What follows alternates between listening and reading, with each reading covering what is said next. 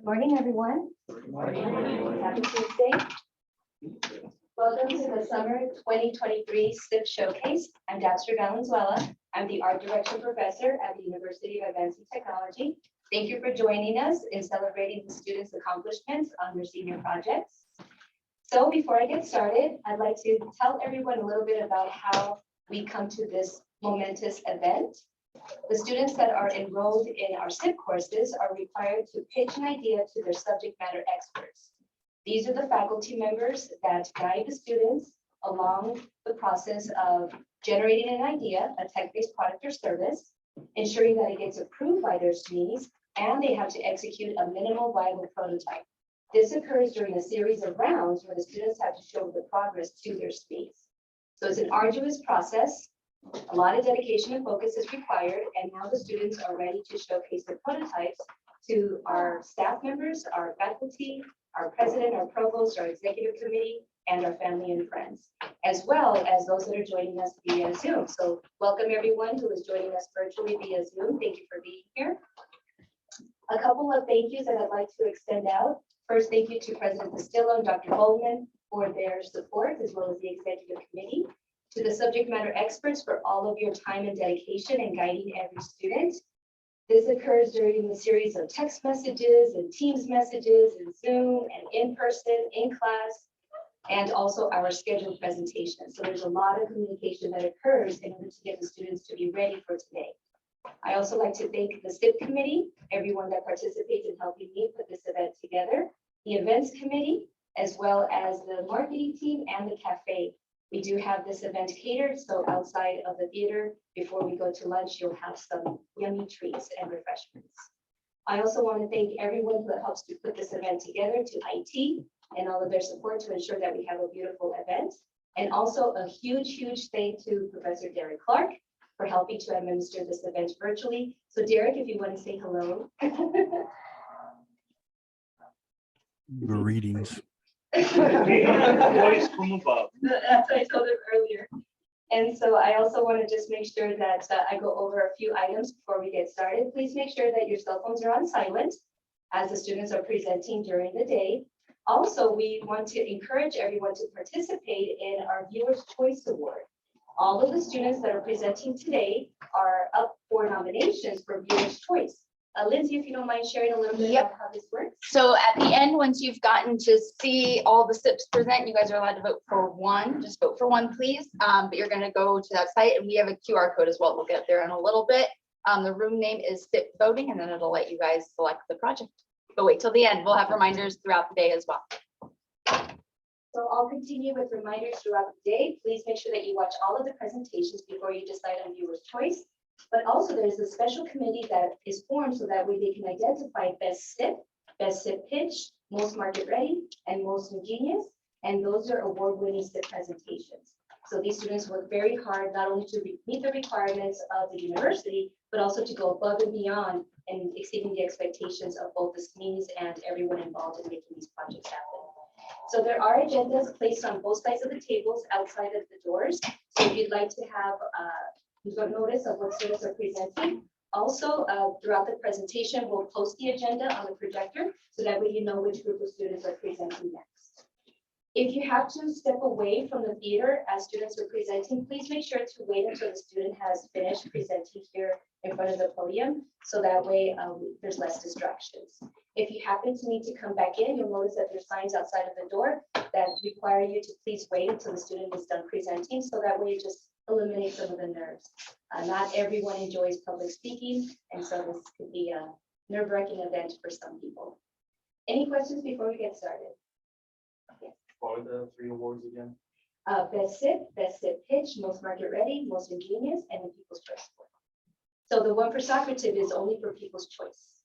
And then where can we find the agendas, did you say? The agendas are placed right outside the doors on the table.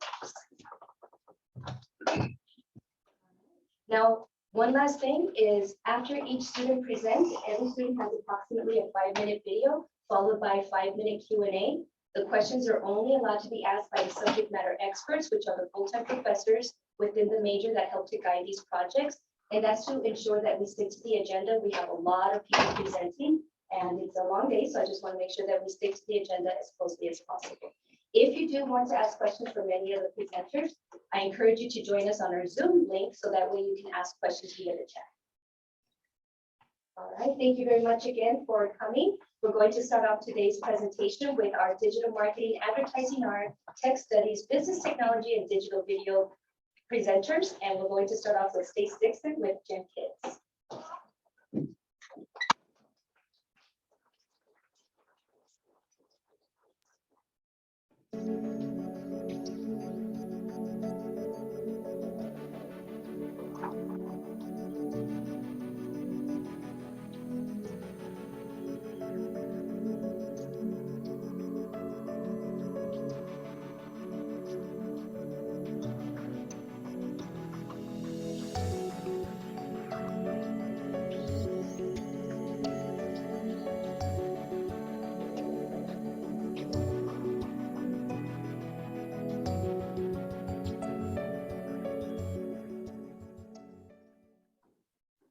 Hi, I'm Stace Dixon, and I'm a digital marketing major and professional.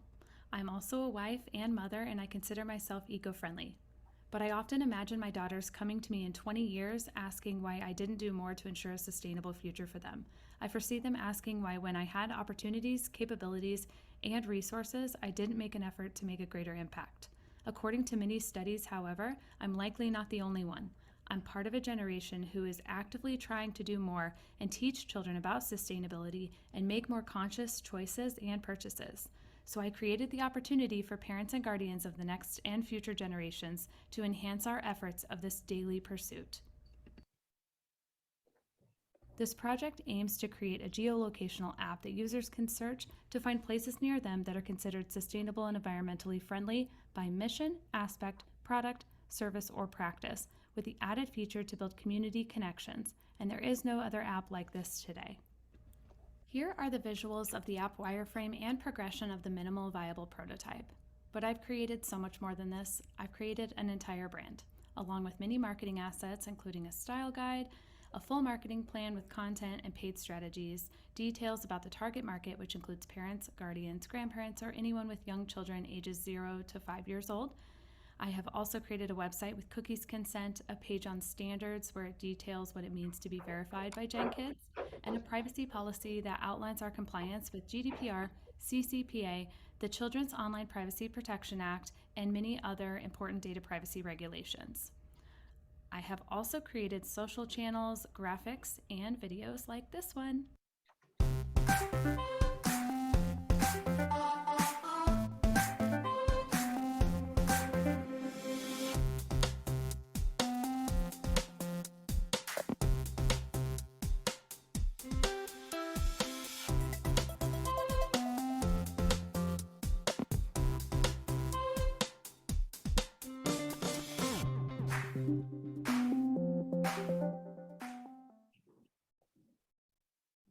Now let's explore the app. Upon opening the app, you can log in. It will remember your credentials, and you can go through your two-factor authentication, or you can create an account if you're over the age of 18, and we're going to use our ideal customer avatar, Jessica, for our demo, being the most common name of our target market. Users can review and accept our terms and conditions here before signing up and ask the app to remember their device and login credentials.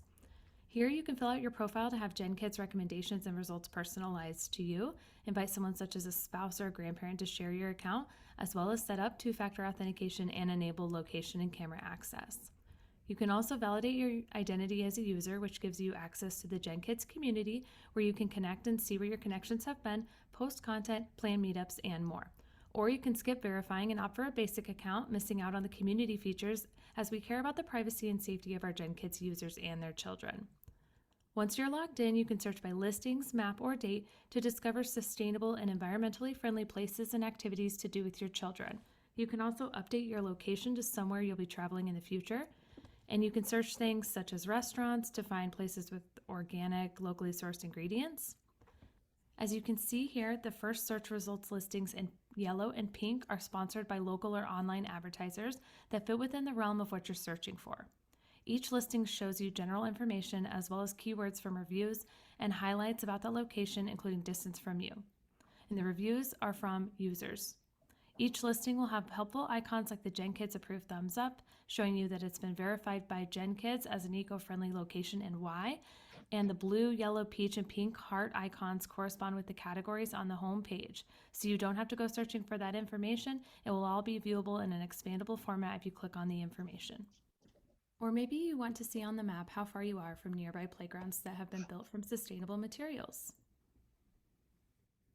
And users can always recommend new locations or events to Gen Kids to verify and for other users to discover. Or you might be looking for local events, classes, markets, or neighborhood cleanup efforts happening near you today, this weekend, or even next month. You can also browse eco-friendly activities to do with your kids at home. By supporting Gen Kids or becoming a Gen Kids user, you can practice conscious consumerism, inspire businesses and community leaders to shine light on their environmental impact, and help build a more sustainable future for the next generation. Thank you for your time, and I'd like to give acknowledgement to the following people and resources.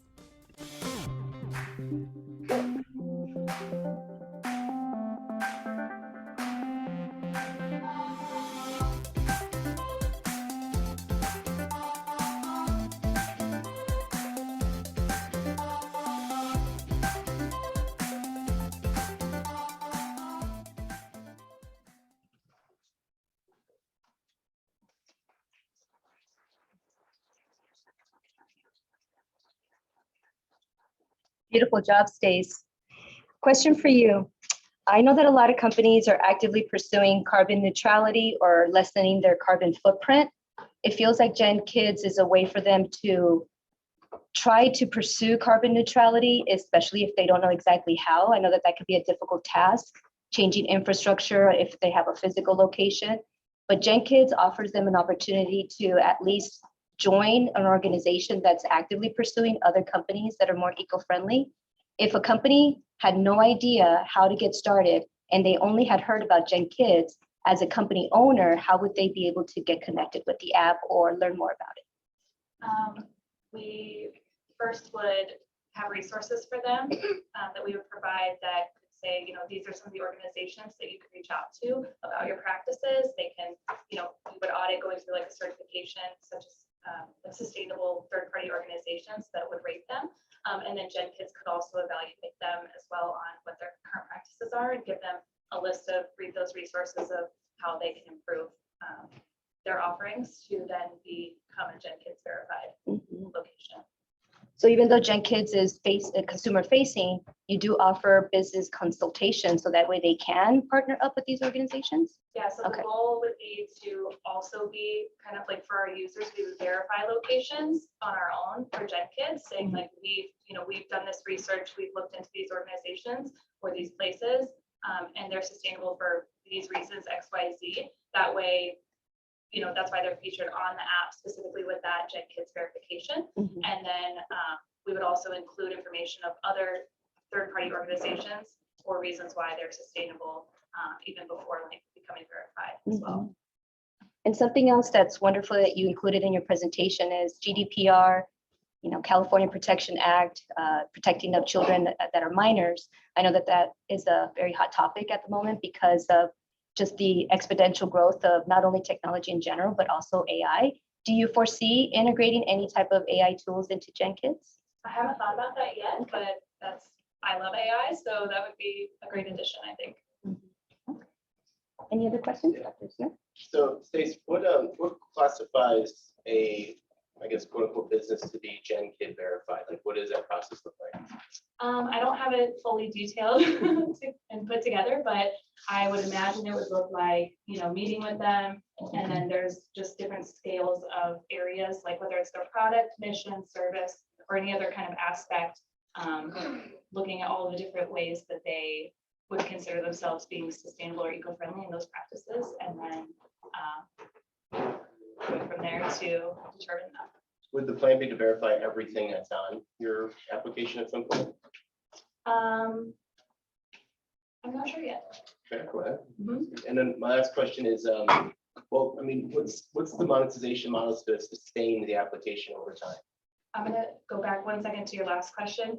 I think, so if a user was searching and something wasn't Gen Kids verified, like if they just searched a specific name, then they would say, oh, this, they don't have any practices, and then that would encourage, that's a way that Gen Kids could reach out to these locations to, say, hey, did you know about us? Or would you like, do you need support for, here's some resources of how you can become a Gen Kids, have a listing in Gen Kids that's verified. Yes, so, and then for monetization, Yes, how you can sustain the cost of the application running over time. yes.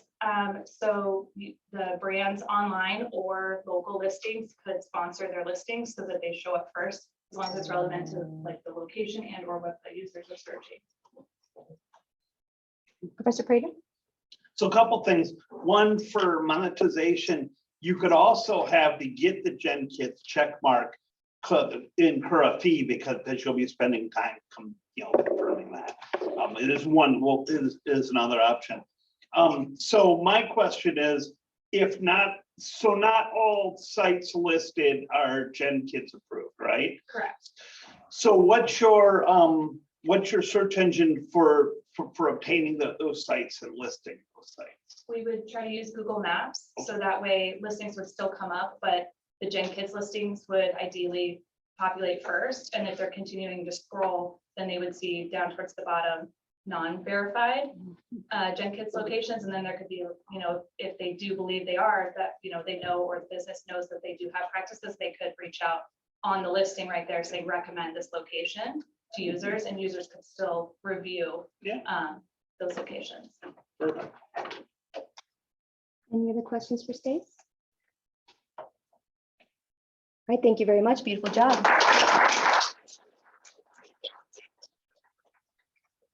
Next, we have our online double major, Bridget Carr. She's a digital marketing advertising art major with As You Wish event planning.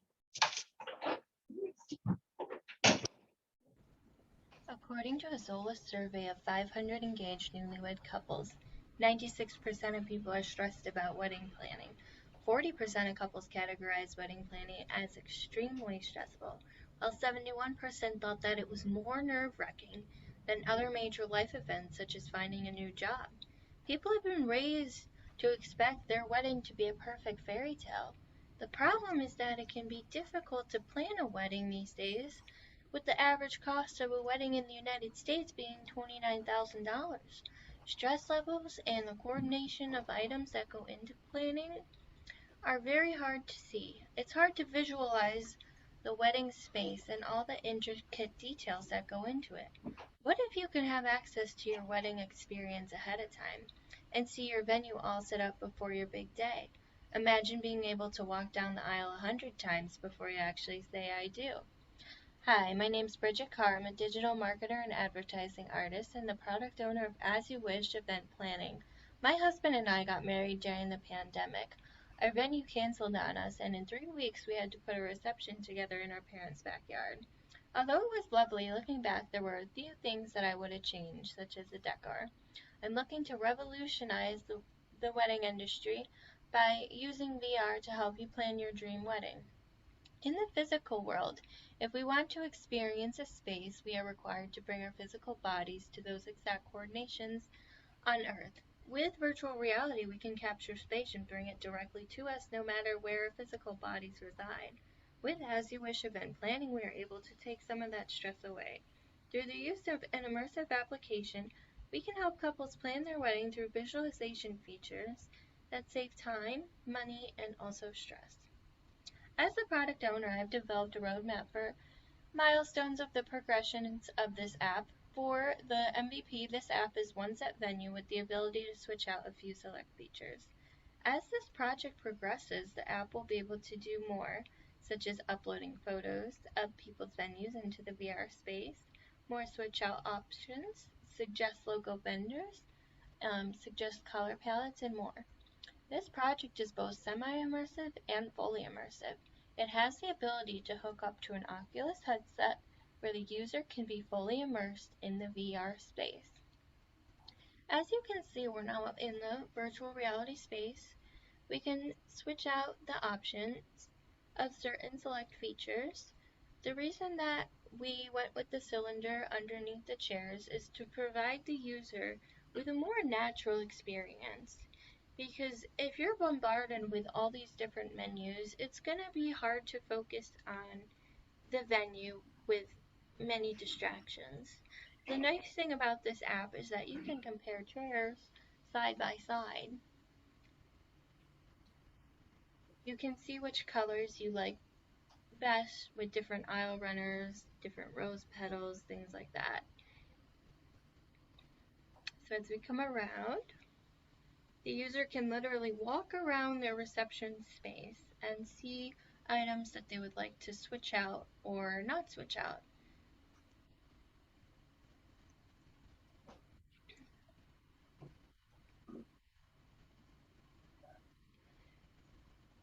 You can see that the backs of the chairs, you can see from the back side of the VR space. It's very simple to use. The aisle runner, you just click the space bar, so it's just the click of one button. I prefer the white aisle runner with the pink rose petals, so I'll leave it on that option. And then you can really get an idea of how you want your space to be on your day.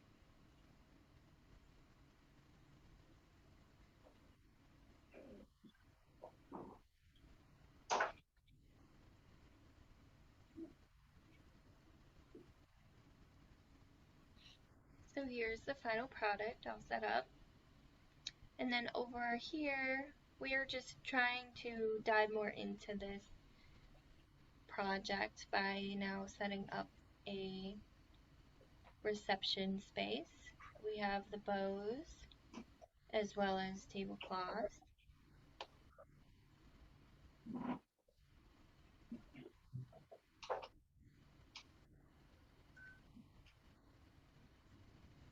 Again, there's going to be so many options you can do with VR.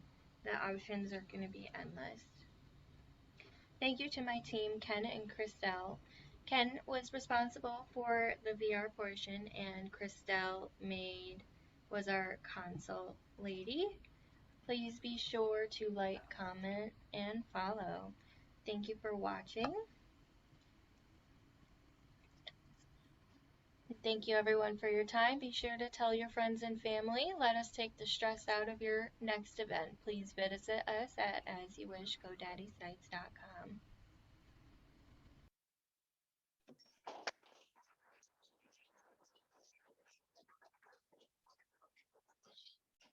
Good morning, Bridget. How are you?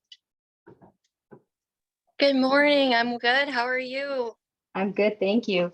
Something that I wanted to point out about Bridget is not only was she working on this project pre and post pandemic, she was able to adjust her SIP project to adhere to the requirements of the university in the middle of planning her own wedding. And Bridget just became a brand new mom. So congratulations, Bridget. Thank you so much. So question for you. The VR space is a very exciting technology that I think is becoming more accessible, especially with the Oculus 3 and 4 and other head-mounted displays. But one thing that I wanted to ask you about VR is when you're planning a wedding, it could be incredibly expensive. And something that I appreciated about your project is that not only are you able to select various items to see what looks best, but also to anticipate cost. Is there any features that could be added to your VR application that could give the bride and groom to be some idea about the cost of the wedding based on their choices? Absolutely. So what we have talked about doing on my team is branding ourselves with maybe potentially Amazon or other apps where you can actually bring in products from Amazon or other websites into the VR space. Or we can suggest products. That way, if you like a product such as maybe a faux flower arrangement, the VR app will be able to suggest that on Amazon and tell you the cost of it. And we want to put in a budget calculator as well. That's incredible. While you're using the VR app to plan the wedding itself, is there any possibility that any family members or friends that could not attend the actual wedding can participate through VR? That's a great question. For right now, the answer is no. As the app further develops, there may be ability to remotely tie in to other Oculus headsets as well, but that's something that we would definitely have to dive further into. Okay, thank you. Any questions for Dr. Smith? Yes, Bridget, like, good job with everything so far. You talk about specifically with consumer facing right now, but my curiosity is with the venue planning style that you're doing, do you have a portion that you're going to be like going after either other venues, vendors and things of that nature, so you can incorporate their assets into the VR space? That way you can be an all-inclusive, just one-stop shop, sit there and kind of dictate everything just in a VR headset. Yeah, so right now, obviously, I just did like the MVP, and then we want to dive further into adding more switch out options. But our next step is to grow locally. So my husband and I want to approach a local venue and see if we can work out a business plan with them. That way, couples could actually see their wedding in the virtual space of where they'll actually have that venue, and we can work with the venue to showcase their products into it as well. Any other comments, Professor Freire? So, when you select your different, like different chairs or different runners or things like that, do you have to jump when you select the one you want to go to? For now, yes. I don't know why it does that, but Okay. Yeah, it's just some disconnecting in the background. oh, okay. To fix that. Thank you. Absolutely. Any other questions for Bridget? Okay, thank you very much, Bridget. Well done. Thank you. Selecting. So that concludes the digital marketing advertising art portion of the SIP showcase. Now we'll move on to our cyber programs, network security, network engineering, and tech forensics. And our next presenter is Alexis Lowen, who pitched her idea to business technology, STEM for Kiddos.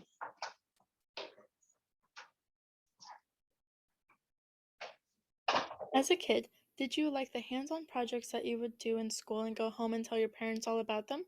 I know I did, and I've had my ear talked off from my little brother telling me about the fun stuff he has done as well. This is where my project comes in. My little brother is a hands-on learner, from making 3D models to wanting to know how things work. I wanted to create a box that has fun activities that kids can also learn from. Not only having projects dedicated to their ages for what they are learning at school, to being able to choose what topics they want to learn from. 9 in 10 teachers are bringing hands-on learning into the classroom, so why not bring that home? From learning English or math to having a fun project at home that can still educate them. Hi, my name is Alexis Sloan, and I am majoring in network security and network engineering here at UAT. So what is STEM for Kiddos? It is a hands-on learning box for kids ages 5 through 8. Each box includes a main project, the learning pages, the coloring pages, and a fun booklet. There will also be fun add-ons like stickers, toys, and even fun 3D printed figurines that go along with the topics. There will also be supply lists and instructions included to follow along with the projects and or do the projects again. Families can choose from a handful of different topics that their kids are interested in and get sent to their homes. The tech that we have isn't the usual tech you see here with the other SIP projects.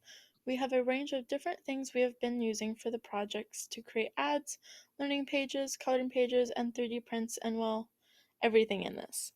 I would say the tech that we have been using is STEM.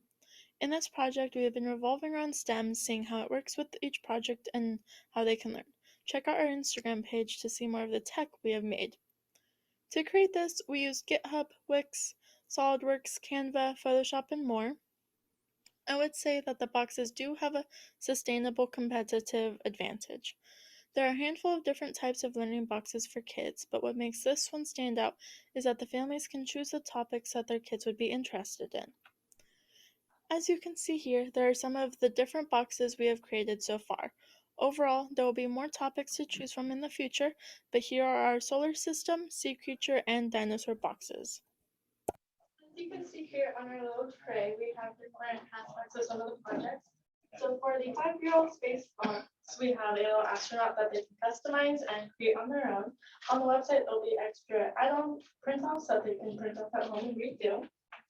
And then as you can see here, we have one of the prints for the space box. It's one of the spaceships. Each box will have its own customized 3D prints that we have for them. For the secret box, we have a little seahorse, and then we have one of the many dinosaurs that we have for the dinosaur box. And then we have the anglerfish, and it even lights up, so the kids will be able to turn it into their own little nightlight. They can paint it, draw on it, whatever, and it plugs into the wall even also. Each box has its own like little cutouts in the back, so they can take aspects of the box, turn it into little figurines, or put it together like a puzzle also. And then we also have one of the other little diagrams. It's one of the solar system boxes. It's a little solar system mobile they'll be making as well.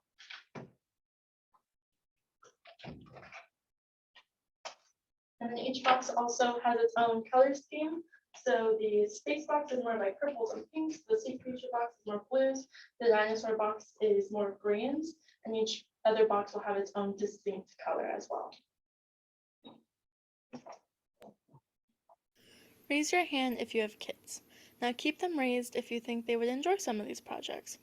I want to have the kids have fun with different projects and be able to learn something from them. Some of the projects might need some parental help with, so I want them to have fun when they do step in for help. KiwiCo, which is another one of the subscription-based boxes for kids, come with a project for kids to do. But what makes mine stand out is that they can do the projects more than once. The boxes will either have extra parts to do it again, while also having supply lists in it so it would be easy to get the items. Everything is inexpensive, and that is something I wanted to make sure so it can be done more than once. Our website also has the files to print off at home for the learning pages, coloring pages, and activities. For the parents again, are any of you interested in this for your kids? Better question, are any of my fellow students intrigued? We had the opportunity to have some kiddos try out one of our projects. Claire and Hannah Beals, along with Violet Fuentes, had created our Dino Fizzy eggs for the Dino box. I created some ahead of time so they could still see the outcome of the project and put some together to take home. Here's one of our sea creature boxes activities, the anglerfish nightlight. Kids will be able to put some of it together to create on their own while also having the final project. This is the team that has worked on the project. I had the chance to get a team together in production studios and they did amazing work, along with a special mention to Brandy, Claire, and Hannah Beals, and Ashley and Violet Fuentes to play test a project and doing ads. A quote from Alfred Mercier: "What we learn from pleasure we never forget. STEM for Kiddos is a learning box that brings in fun activities for them to do that hopefully they won't forget. What kid doesn't want to have a fun project get sent to their house just for them?"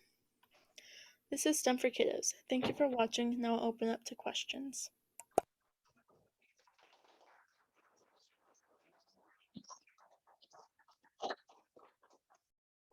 Mr. Phillips, Yes. Dr. Smith? Yes. All right, so the 3D printed objects that you have, I guess, what are the children going to be doing with those specifically? It's just one of the extra add-on toys that will be provided in the boxes. It's just another aspect of having something in the box, I guess. And it's like this one has a fun ombre look, and then there's other ones that will have like glow in the dark. It's just a fun extra add-on. Do they paint the dinosaurs or the spaceships, or are they just going to be in there for that and paint it? They can paint them. They can do whatever they want with them. Okay, I was just kind of curious because my daughter's had kiwis for years, so I was always curious. Like extra toys would be always a added feature. There'll be extra like little add-ons. Like I know for one of the space boxes, they'll have like a little painting aspect in it where it's like, oh, here's like a little canvas with a little spaceship that they can paint. And there will be like coloring pages and learning pages, so there will be more than one thing. Very good. And is there, I guess, like, is there specific, because it sounds like you did a really good job with the activities and you play tested them, which is fantastic. Is there a specific learning component that's attached to each one of the boxes? There is in the projects, they'll be able to learn about the topics that they chose and everything. And then the learning pages and the booklet will also have those additives of either learning more about like the topics. So for sea creatures, learning about the different layers in the sea, or the different animals in the sea, or the space learning about the constellations and moons, stuff like that. Do you foresee the boxes kind of going together in some way, shape, or form, or are they going to be their own kind of freestanding unit? For the topics, yes, each topic has 4 boxes. So ages 5 through 8, all of them will combine in some sort of way. So it won't be individual, it'll be all one idea together. Professor Perrine? You mentioned, so very great presentation. I think getting kids hands-on, doing activities really stimulates and helps them grow and helps them learn a lot. So have you ever, I heard you mention ages 5 through 8. Is your plan for like the future to expand boxes in that age range? Or do you think you want to go through more like K through 6 kind of boxes? What you kind of thought about the future? For right now, we have more topics for the 5 through 8 range. We have from like weather and architecture to zoo animals, where you looked into more of the broad topics that kids like most in those age ranges. But if it gets to that point where we need to add on extra ages, that'd be a great opportunity, I feel like. Very cool, great job. Professor Prater? So 2 questions. First of all, how did you determine what topics kids like? And then the second question, did you engage with a consultant, like a 1st grade teacher, 2nd grade teacher, kindergarten teacher, for that 5 to 8 range to see what kind of things the students will be learning at that time? So I mainly Google at first, if I'm being honest. Jake Hennington in the portal, he had a connection with a teacher that's heavy in STEM also. So I talked to him some, along with Leslie in the portal as well. She used to be a teacher, and so I would talk to her about some of the topics, and she said that they were kind of on point. And my little brother, he's 10 now, but when he was like 5 to 8, these were his interests as well. Perfect. Any other questions? Thank you very much, Alexis. Great job.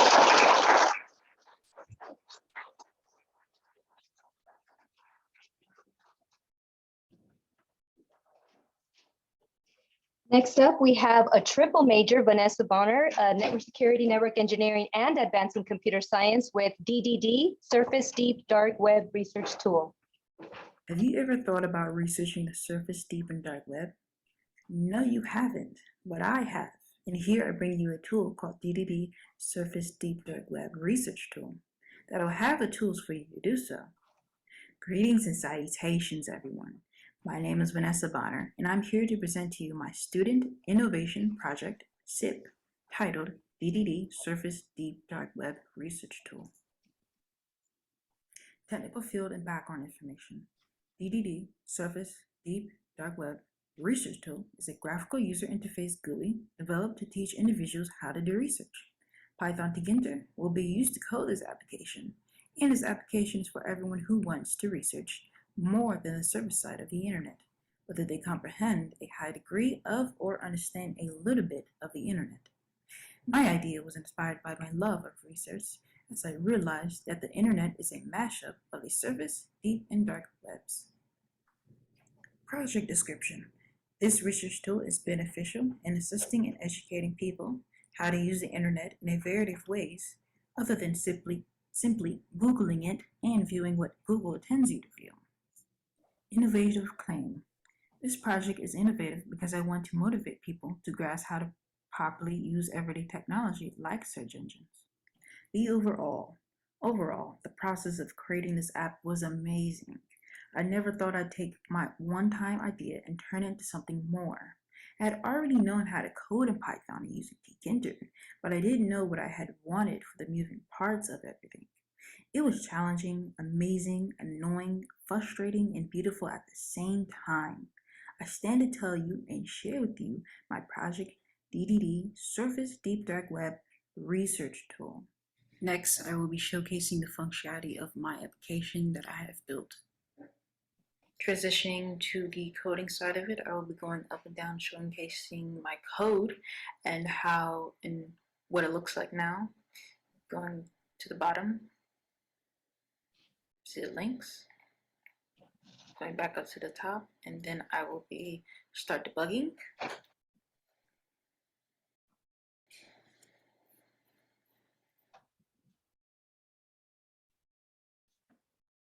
For the first window, you have a main menu. Second window, you have the surface web. In the third window, you have the deep web. And the fourth window, you have the dark web. So go into the surface web window. You have the links, the surface web, Google, Bing, Yahoo, and LinkedIn is what we all use.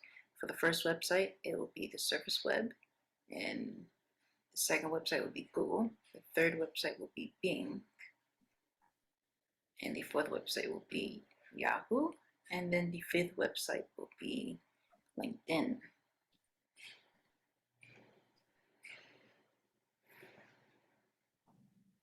And this is pretty much what the surface side of the internet looks like and what we all use to this day. So for the deep web window, you'll have Fmovies, Omega, Element, Odyssey, and BitChute. I picked these websites because I have used these websites before, and I have seen the other side of the internet where you don't really see these things. So the first website, you'll be seeing Wikipedia. For the second website, you'll be seeing Fmovies, which is a movies TVs app. For the third website, you'll see Amigo. For the fourth website, you'll see Element. For the fifth website, you see Gilded, which is just like Discord almost, but it's not exactly like Discord. Odyssey, which is the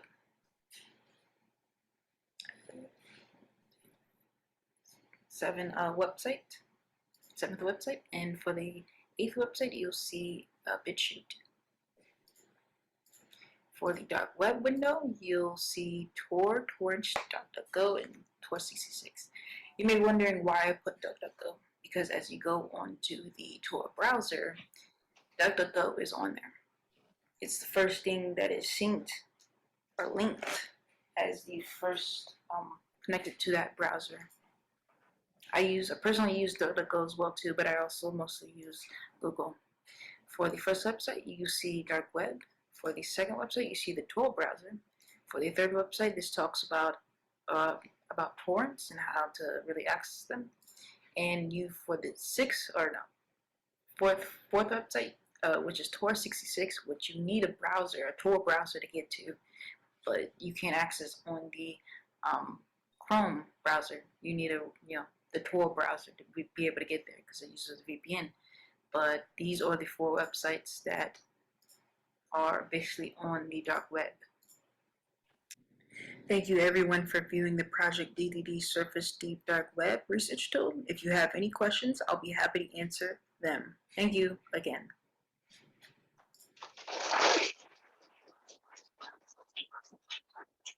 Thank you, Vanessa. Questions for Vanessa? Professor Brilliant? Have you gotten any feedback or tests, or have users test out the product? No, I haven't gotten but feedback yet. Professor Rodriguez? Yeah, so when you're going through it, you started designing it out, what was your target demographic? Like, who are you trying to, what education level were you targeting mostly? Well, mostly since I am in college, I was thinking more of like students in that area and like people that use the internet daily, or people that wanted to just get off the surface side of the internet and try to go deep into the and even the dark web. That was more my target. Professor Perrine? Kind of along those same lines, especially with dark web, there are some concerning things that could be located there. Since you are marketing to older audiences though, have you ever thought about like some sort of age verification, just so children don't go where we don't want them to go? That's actually a really good idea. I didn't even think about that. I'm not gonna lie. Cool idea, absolutely. Thank you. Any other questions for Vanessa? All right, thank you very much, Vanessa.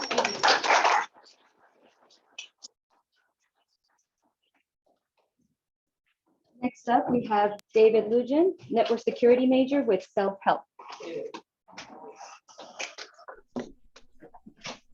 Hello everyone, my name is David Lujan and I am here to present to you all my SIP project being self-help. So who am I? Well, I'm a 20-year-old network security student and a senior here at UAT. Self-help is a software GUI, graphical user interface, that is designed to help everyone whether you understand a high level of technology and the processes of a system, or you're completely new to computers and the way that they work. The main portion of the project thus far is to help install browsers, troubleshooting connectivity issues, and even gathering host information of the device that you're running self-help on. So why self-help? Well, the reason I wanted to make self-help is quite simple actually. The idea came after witnessing my grandma install a virus after trying to install the Chrome browser on her new laptop. It was at this point I realized how easy it was for the older generations to become confused with current day technology processes, especially with something as easy as downloading a browser. It was at this point self-help was born, and I decided that this may be very beneficial to those having issues with basic and tedious tasks on their devices each day. Like all things in life, we have our struggles, and creating self-help was nothing short of that, a struggle. Initially, I knew very little when it came to scripting in Python, and knew even less when it came to developing any sort of software GUI.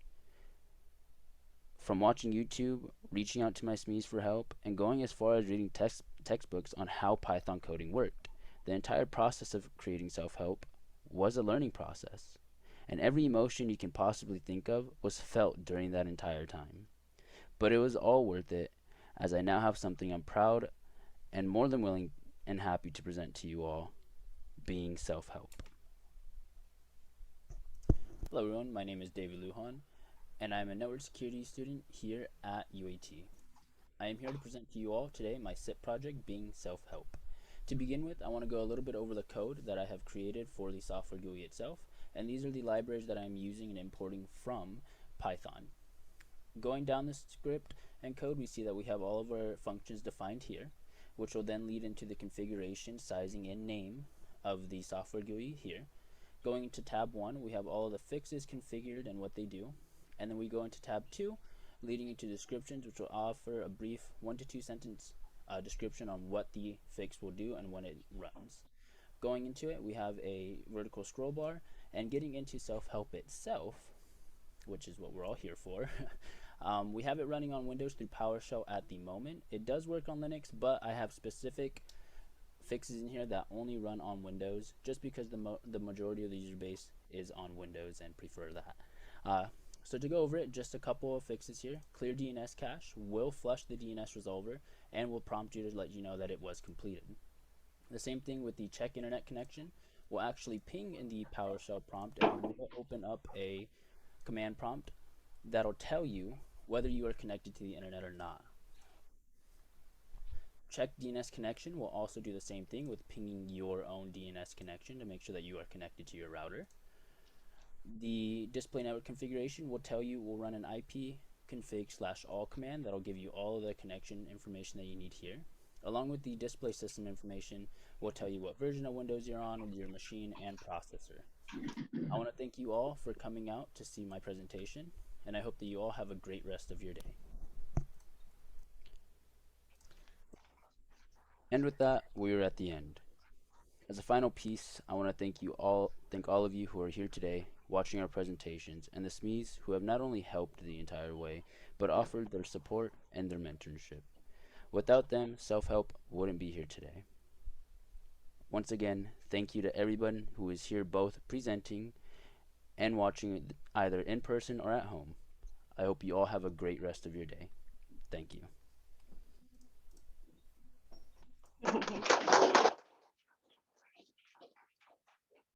Ms. Rodriguez?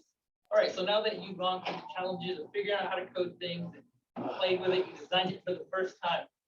For the future side of this, where do you see it going? What kind of tools would you like to see implemented into this that would, help people like your grandmother who, ran into that problem? So eventually, I would like to change up the target audience more, because as we go into a more tech-heavy world, we have the older generation either moving in or moving out. Even at my workplace, we have a lot of older people and they don't understand the processes. So even working on a help desk role, I feel like this is very beneficial for that.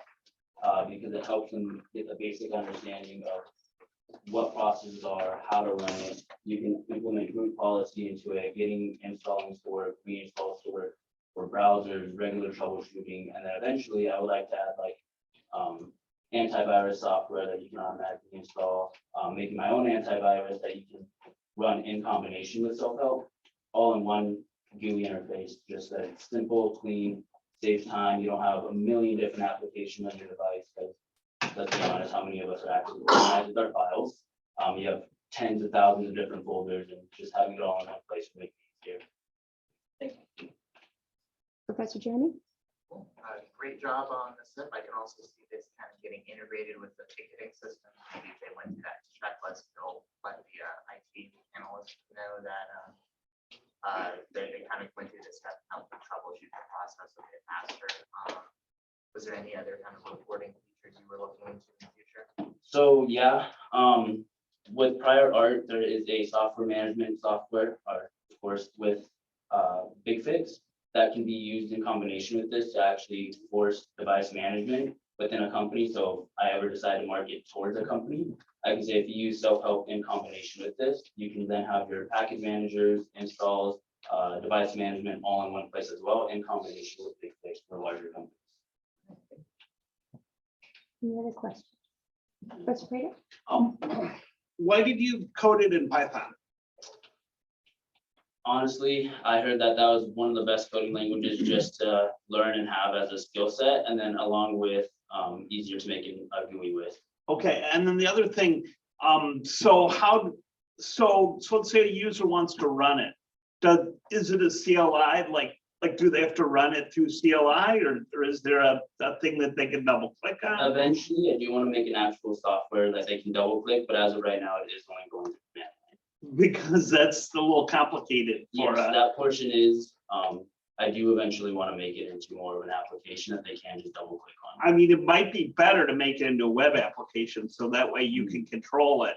And when there's errors or issues with it, you can fix it in all one spot, rather than having it be a downloadable application or God forbid, a CLI. Yeah. Okay. Any other questions for David? Thank you very much, David.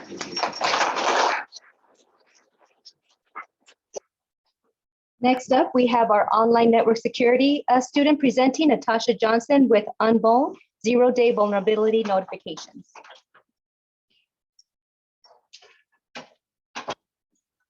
Imagine a world where vulnerabilities are swiftly detected and addressed, where cyber threats are neutralized before they can cause harm, and where the security of your organization and devices are fortified against emerging risks.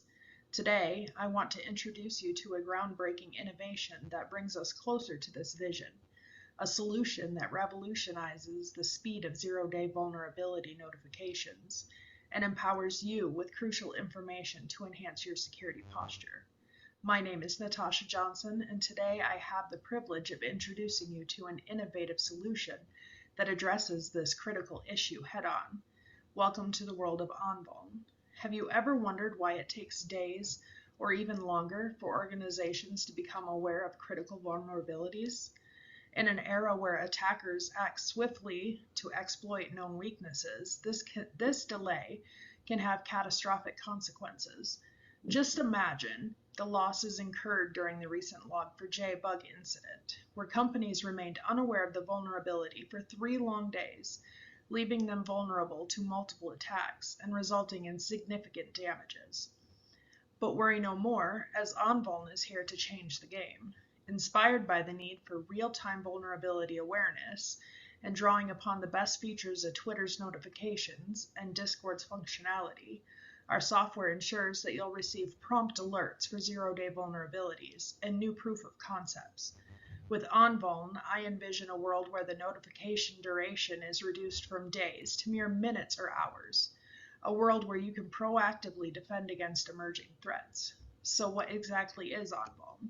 In a non-technical term, it is a powerful software application that diligently scans the vast expanse of the internet, continuously monitoring both known and unknown sites. By comprehensively searching all sources for newly discovered zero-day vulnerabilities and proof of concepts, OnVuln ensures that no potential vulnerability slips through the cracks. It leverages a lightning-fast algorithm that instantly dispatches real-time notifications to you or your security center, empowering them to swiftly take action and fortify your defenses. But why should you care? The answer lies in the immense value OnVuln brings to entities like yours.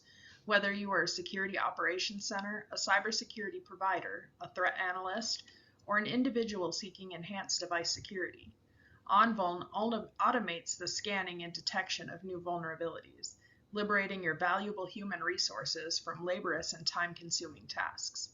By reallocating your skilled personnel to more strategic initiatives, OnVuln enables proactive defense measures and timely patching, empowering you to maximize your impact and minimize costs. By utilizing OnVuln, you gain a powerful toolkit for advanced threat analysis and incident response. My software's intuitive interface allows you to effortlessly navigate through consolidated data, extract valuable insights, and make informed decisions promptly. With each new zero-day alert and unclassified vulnerability delivered by OnVuln, you will gain heightened situational awareness, enabling you to detect and respond to potential threats rapidly. But this is not just about my innovation. It's about you and your security. OnVuln places you in control, offering flexible notification options that suit your preferences. Whether you prefer alerts via the app, desktop notification, or the website. I understand that focus is essential, and that's why I want to provide you with the ability to temporarily silence or mute notifications, allowing you to concentrate on critical tasks without interruptions. In closing, OnVuln represents an unparalleled solution that equips you with the ability to stay one step ahead of the cyber threats. By harnessing the power of rapid vulnerability notifications and comprehensive scanning capabilities, my software offers unparalleled protection. I invite you to embrace the transformative power of OnVuln, where vulnerabilities are identified and addressed swiftly, ensuring the highest level of security resilience.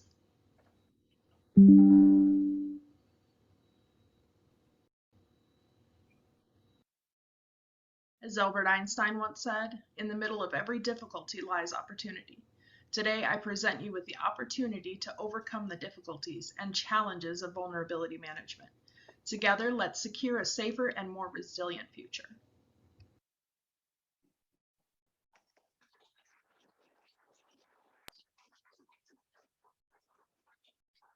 I don't believe Natasha is joining us online. Natasha, are you there?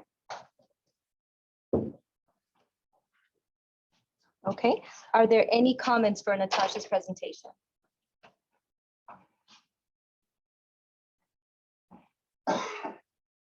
Professor Bunn? Overall, good job. Definitely trying to keep up to date with all of the exploits with you guys. Pretty good. Just also like to see some maybe configurations for specific industries or specific software so you can customize it in your network. Any other comments? Okay, thank you very much, Natasha.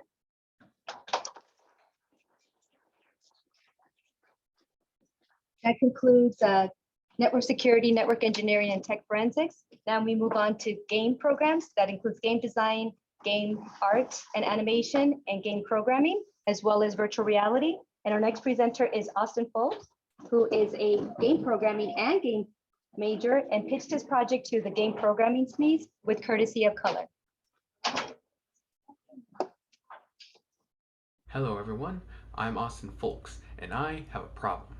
Well, no, I had a problem, but now I have a solution. Introducing Courtesy of Color, my tool for Unity developers to make more interesting color-oriented games. This is my innovation claim. Game developers will be able to make a new type of color game by providing them a highly customizable, non-binary color effect system.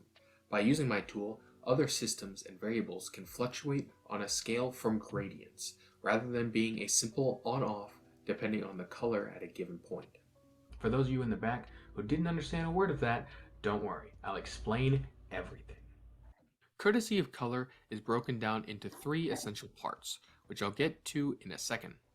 Some things to know first is the tool can currently only be used in 2D Unity projects, and it will require some programming knowledge to fully utilize.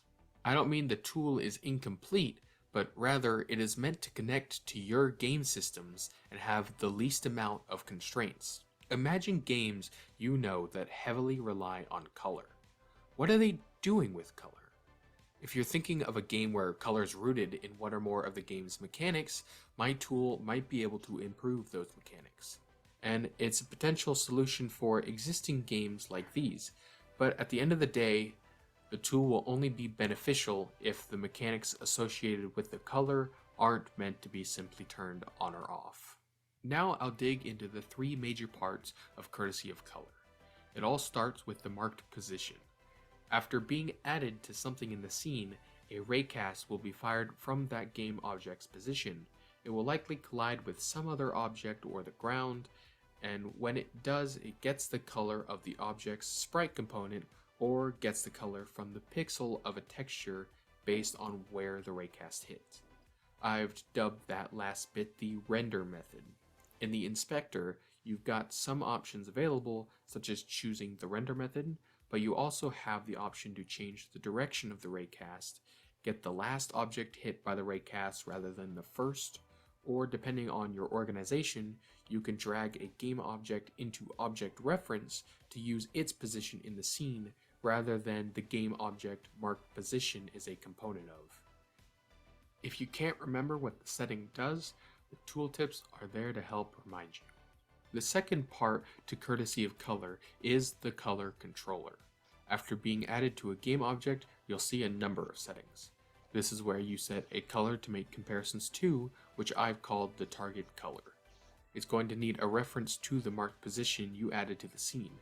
Hue, saturation, and brightness are all compared independently, meaning they calculate their own values and those are brought together for the final output. Each setting you see for the hue, saturation, and brightness is going to affect the comparisons between the HSB at the marked position and the HSB of the target color. The range determines how similar the HSB at the marked position must be to the HSB of the target color. A hue of 0 with a range of 30 means some shades of orange and pink will be picked up by the color controller. The percent determines how much control the individually calculated HSB has over the final output.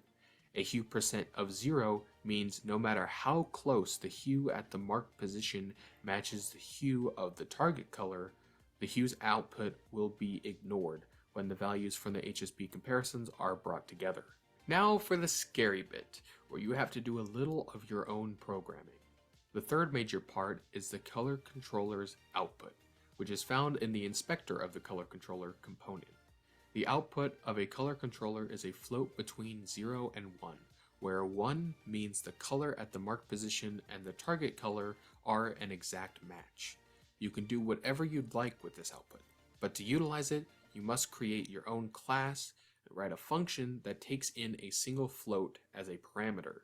Attach this component to a game object, drag this object into the list called controller output, and select the function you'd like the output to be passed to. To demonstrate the tool in action, I've opened a project where I've hooked the player's speed and damage up to 2 different color controllers.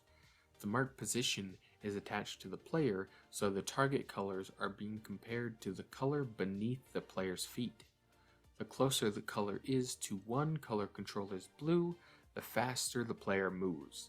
The closer the color is to the other color controller's yellow, the less damage the player does. In this scene, you can see the way the numbers change while moving over an assortment of colors. And in this scene, you can see how the numbers change while walking over a grassy texture. That concludes everything I have to show about courtesy of color. Thank you for sticking with me and seeing what my student innovation project is all about. I hope in the future I can see devs using my tool and players enjoying games that service color in more ways than before. This has been Austin Folks. Happy coding.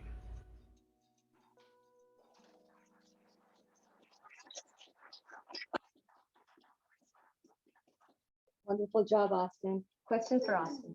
Professor Yeah. Henry. So it's a great tool for devs to use in their own games. So it's the kind of thing that they would want to buy off the asset store. Is it on the asset store yet? Do you have any plans? So I actually submitted it. It's still being verified on the Unity Asset Store. I checked this morning and it is number 357 in the queue. And when yeah, because of the somewhat recent Unity layoffs, the process is taking a really long time because I did submit it over 5 weeks ago. Originally at that point, it was like number 2,500 in the queue. So it will eventually get there. Professor Moore? What inspired you to use this as your innovation? So I mentioned it briefly in the video, but my original idea for my SIP was an entire game. And of course that was denied because it was way too large in scope.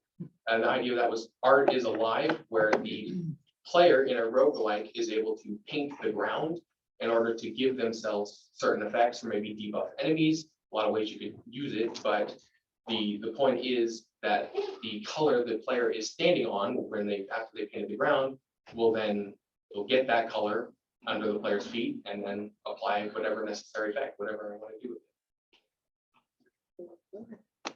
Professor Anderson? Hello, Austin.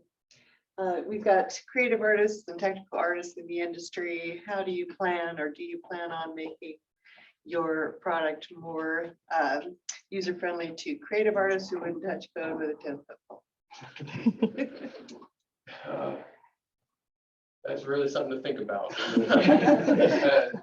I've only had some experience with that side of the mix of art and coding recently in one of my GPE classes, where I had to experience setting up animations and things on the mannequin character in Unreal. So it's very much something to consider. I'm not sure where I'd go with it at this point in time. Any other questions for us?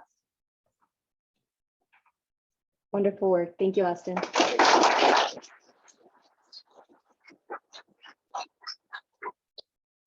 Next up, we have Kylan Fabian, a game programming major with Duo Derby.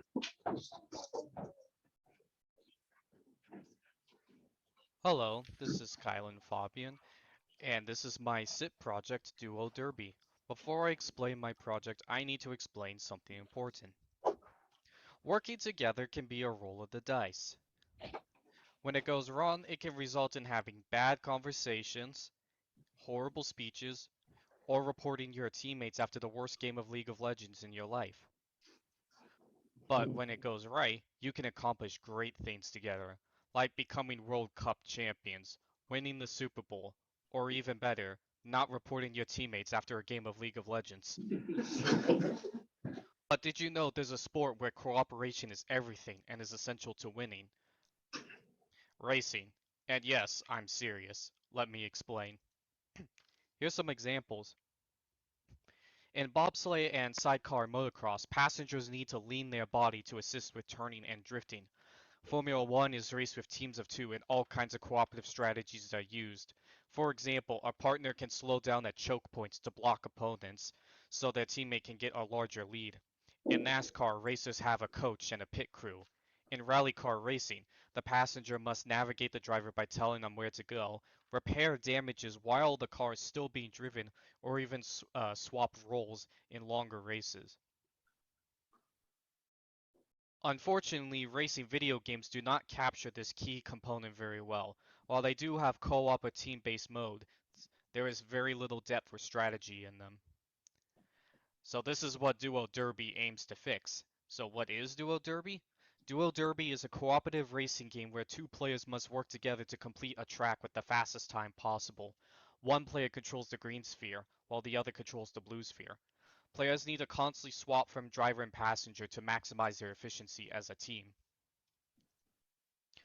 When you are driving, you get to drive the car, control the boosting, and give the car your character's stat buffs.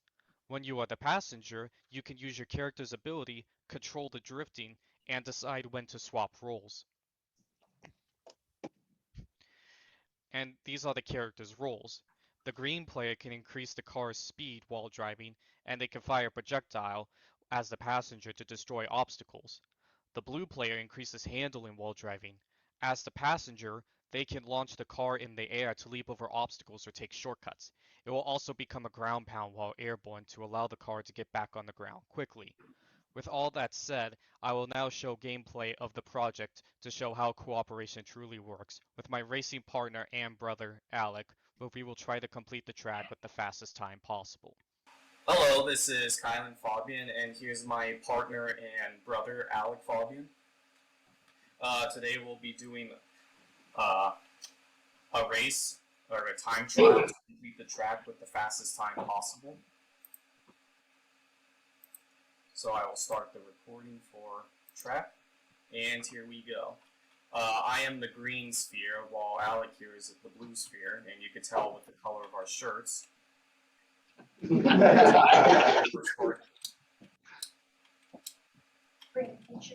bit of a rough landing. Okay, got it. Alright, and then I'll try and take this out. Switch the seats. I missed. Alright, I'll help you turn. Oh, I think I turned a little bit. Alright, swap back. Alright, I'm gonna slow down a little bit. Nice. Okay, nice, good landing. Swap back. Okay, here's this turn. I'll help you drift. Oh, I think we went off that too fast. Alright, let's try that again.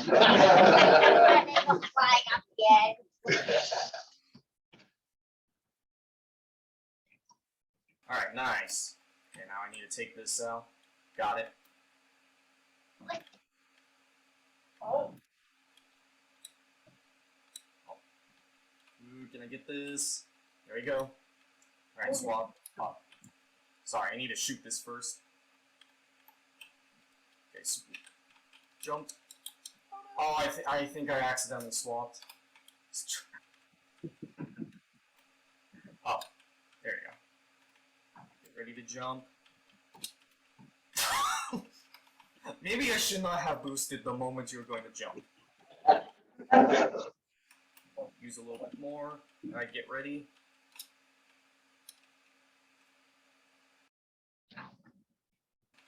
Okay, nice swap.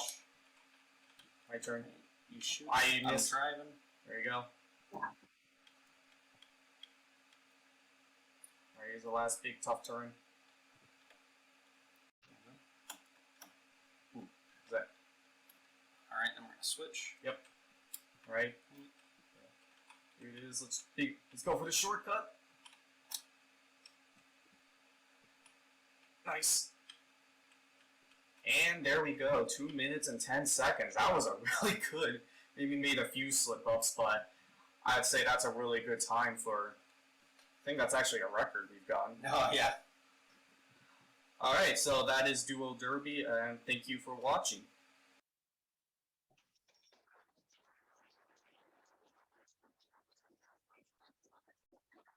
Well done, Kylan. Questions for Kylan? Yeah. Professor Henry. So excellent presentation, excellent idea. Great choice of just going small with those 2 players for your prototype. But have you thought about like things that could expand on it? What other skills you might have in a larger system as well? Yeah, I did.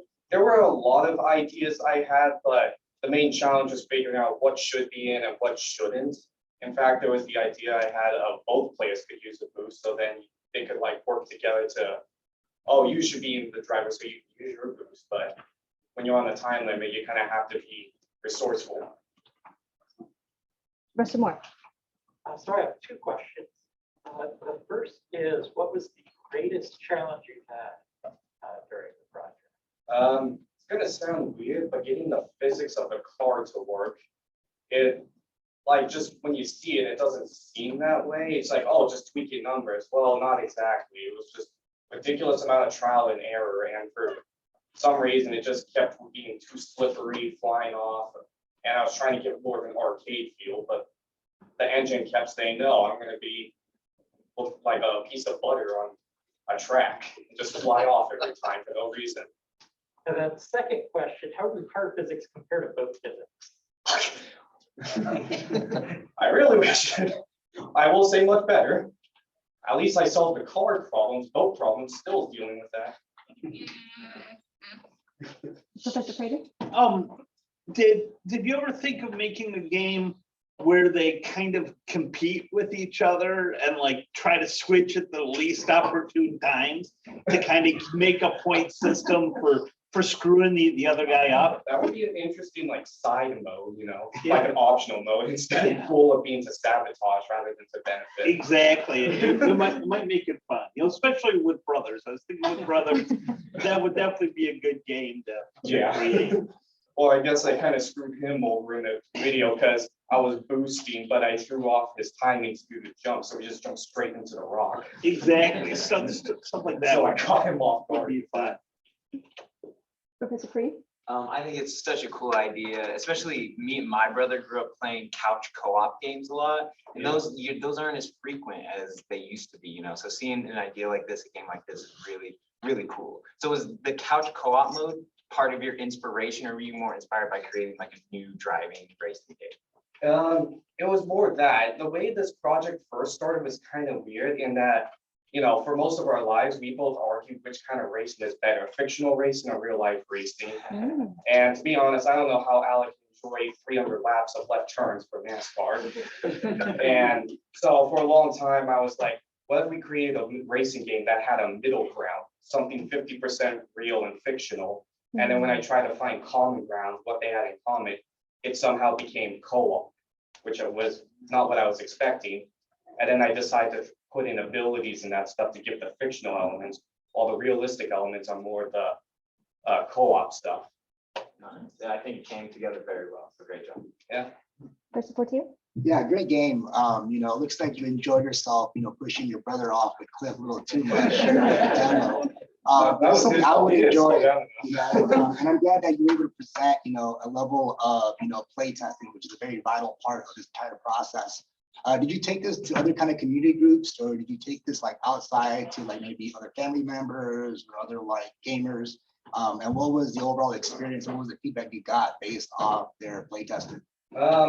Unfortunately, not really.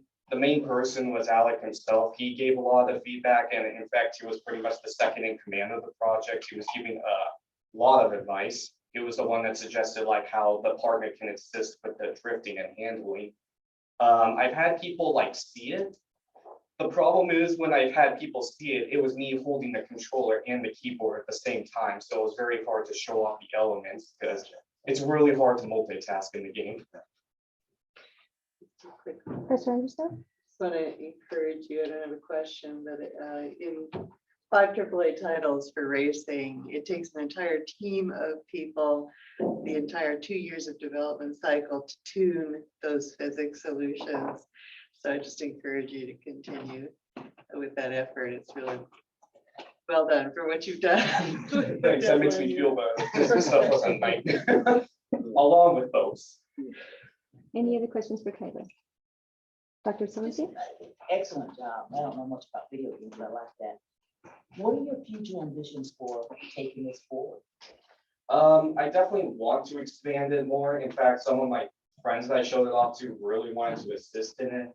Of course, I want to make it actual like multiplayer racing with other players, so everyone racing in teams of 2, like Formula 1 style, instead of just the time trial. And I wanted to add more abilities, but I was advised to scrap and stick just to 1, which in the long run was a very good idea because again, I needed to be resourceful and decide what should and shouldn't be added. Any other questions? All right, thank you very much, Kylan. Well done.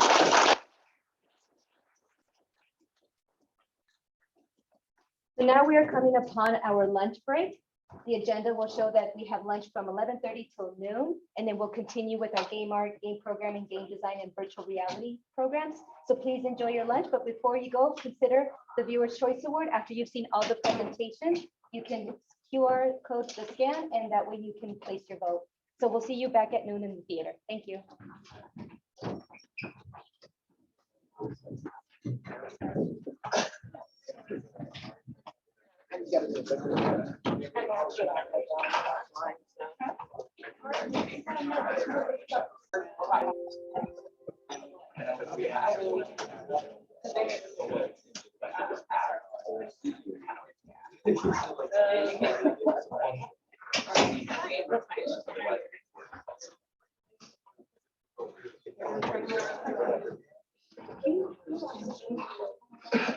Good afternoon, everyone. Welcome back to the summer 2023 SIP Showcase. We're continuing our presentations with game programs, which includes game design, game programming, game art and animation, and virtual reality. Next up, we have an online student, Nicholas Cullen, with Nitro Combinable Power Up System.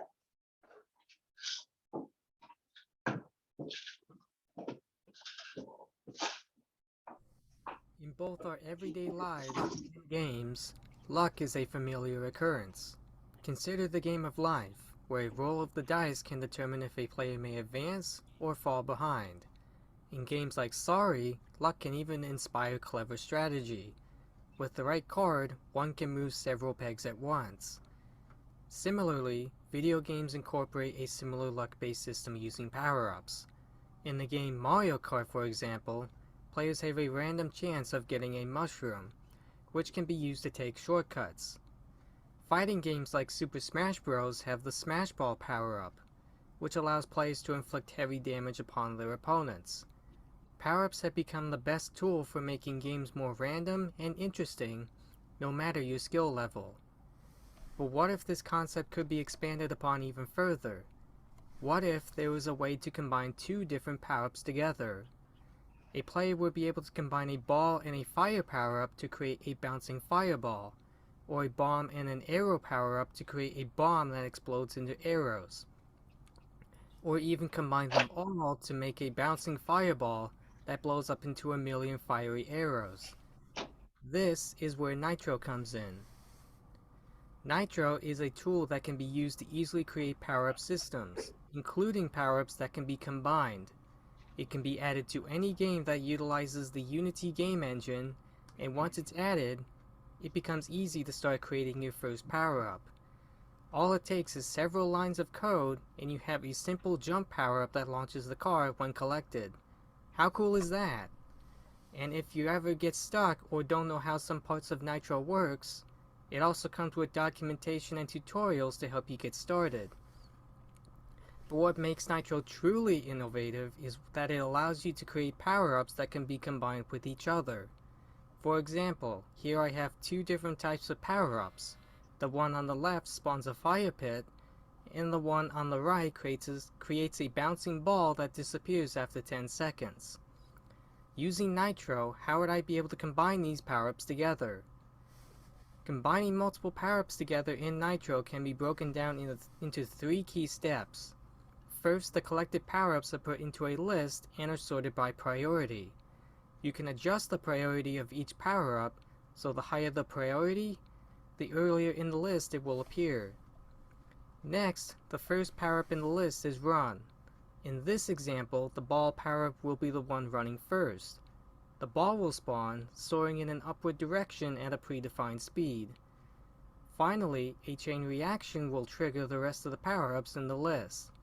In this case, the ball is configured so that when it bounces on the ground, the fire power-up will be activated, spawning where the ball had landed. This is the mechanism for how Nitro can combine many different power-ups together. You can change the order in which the power-ups will trigger by swapping the priorities around. Here on the right, I swapped the priorities of the fire and ball power-ups so that the fire power-up runs first. This results in the fire power-up and the fire spawning first, and then the ball afterwards. This means that you will have greater control over how the power-ups combine with each other. After doing some research, I did not find projects or games that has a system for seamlessly combining different power-ups together. There are some popular games that try something similar though. One example is LEGO Racers, which incorporates a system where you can upgrade a power-up by collecting up to 3 white bricks. This game serves as the main inspiration for Nitro, where I saw what it could do and I wanted to expand upon its concept. The other game that does something similar is Blur, which allows you to collect multiples of the same power-up in order to upgrade it. However, neither game tries to implement a system of combining different power-ups together, which is what my project strives to accomplish. So if you are looking to take your game project to the next level, Nitro might just be the tool you need. With its ability to seamlessly combine different power-ups together, Nitro opens a whole new world of possibilities for creating interesting and unique effects in your game. It expands on the ideas set forth by previous games, but takes it further by allowing you to incorporate this ability into any game. So why settle for a standard power-up system when you can use Nitro to create a truly dynamic, exciting, and nearly limitless gameplay experience? Thank you for watching.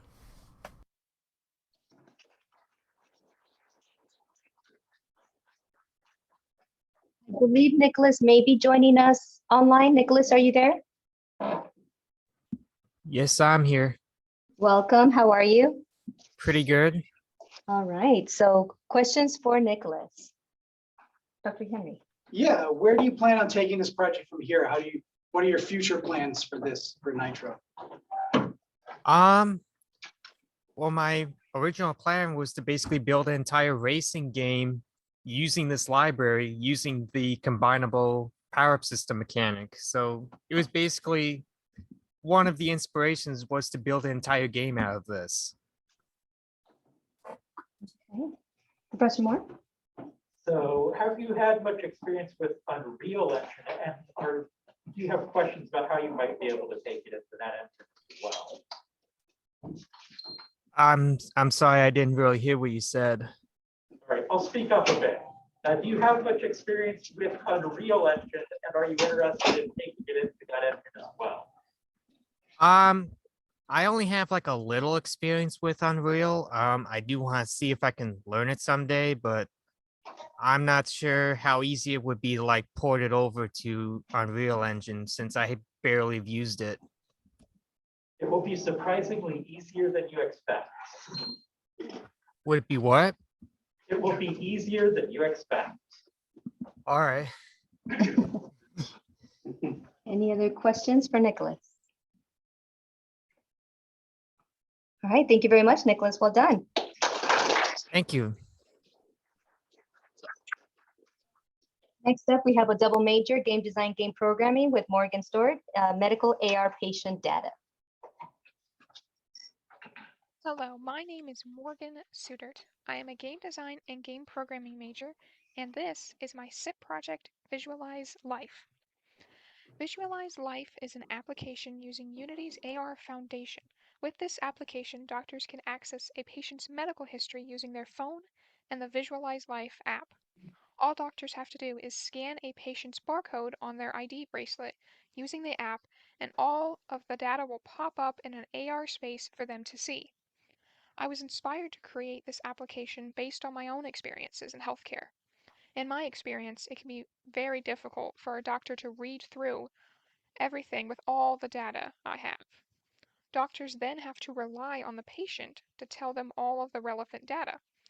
It's difficult as a patient to remember everything, and key pieces of information can accidentally be missed. Let's see a demonstration. As you can see here, the patient is at an appointment with their doctor.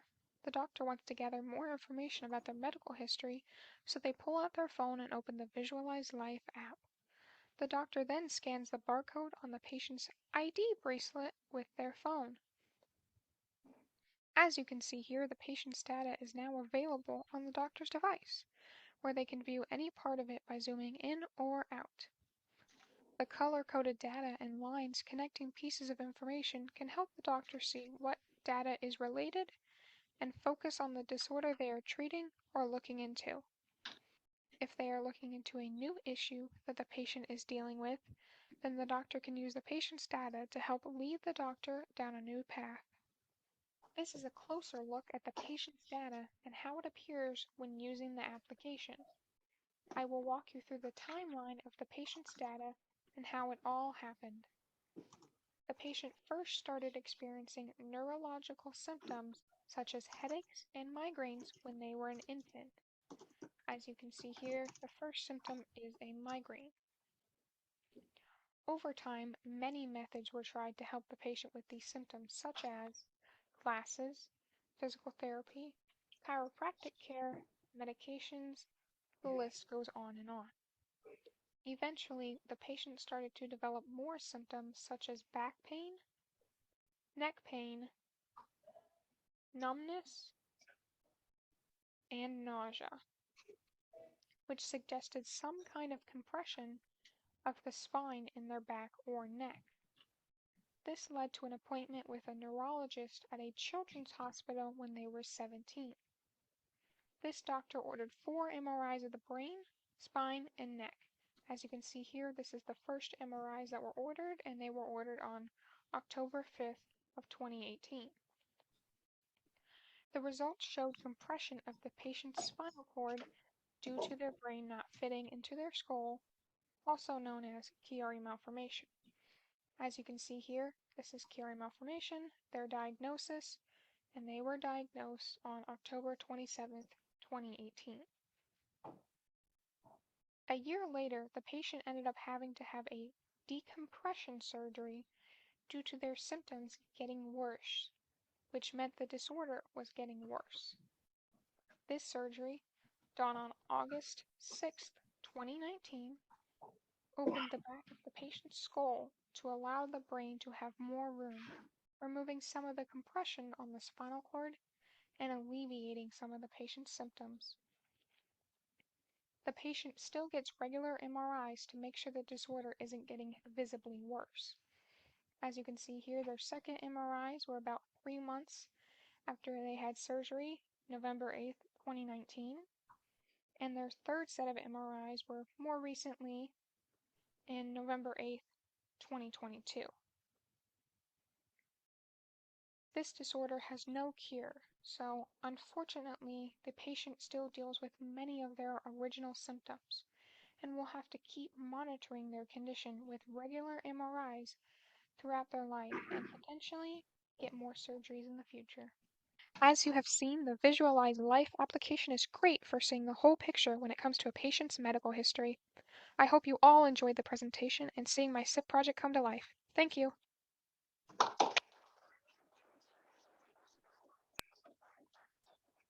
Morgan, I understand you're joining us via Zoom. I'm here. Hello, Morgan. How are you? I'm good. All right, questions for Morgan? Professor?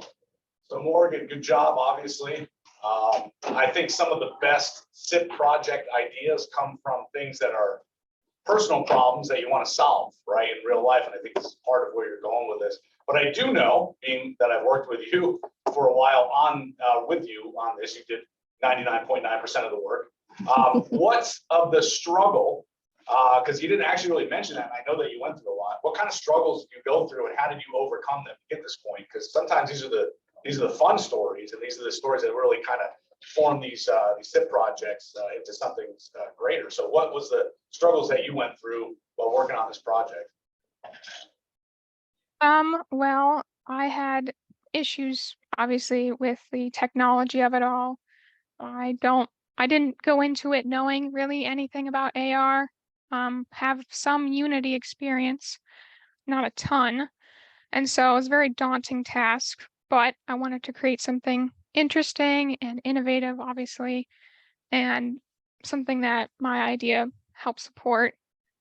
Let's see. Well, the hardest part, one of the most difficult parts was actually setting up the process with the phone. There's a lot of technical setup, having to be able to build to a certain phone using a certain system. Once I got over that, it kind of flowed through. There were some issues with UI that we talked about, just displaying the information in a way that wouldn't be confusing for people who don't know all of the history. Those were kind of some of the biggest issues I had. Thanks. Any other questions? Professor Kareem?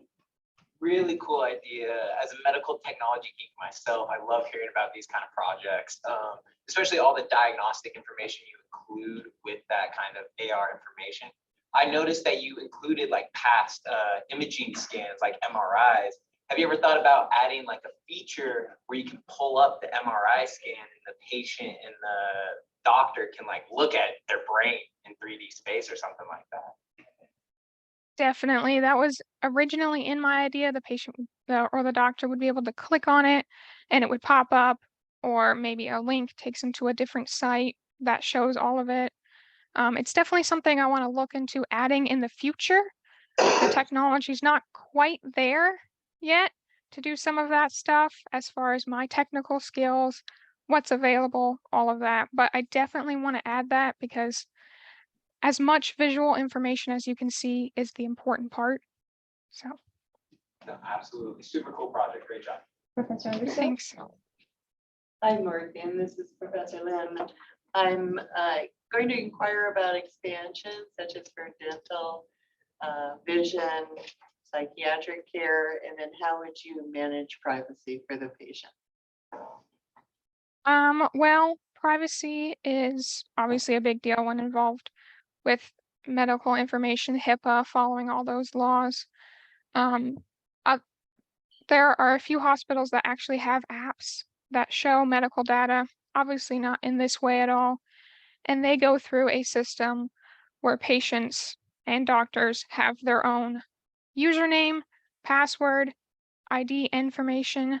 They can only log in, nobody else can. Having those in place when you open the app is something that I definitely want to look into and potentially add because, as you said, privacy is so important with this. Great. And then are you thinking about expanding to other services? Yes, I'd love to just add and keep building this project. It's something that I'm pretty passionate about. Something that I would love to see actually be used by doctors. It's something that I wish my doctors had. Being a patient who has to remember a lot of information, and the timeline is one of the most important pieces for me. As a patient, is very difficult to remember when you took this medication or when you had this procedure done and all of this, especially when you have multiple issues. And so having those dates on there is what I really like about it. That's Prater? So, a quick question. You had some things were blue and some things were green. What was the color used to indicate? So the color is to indicate different disorders, and I used their awareness colors. So for example, Chiari malformation, the awareness color is purple.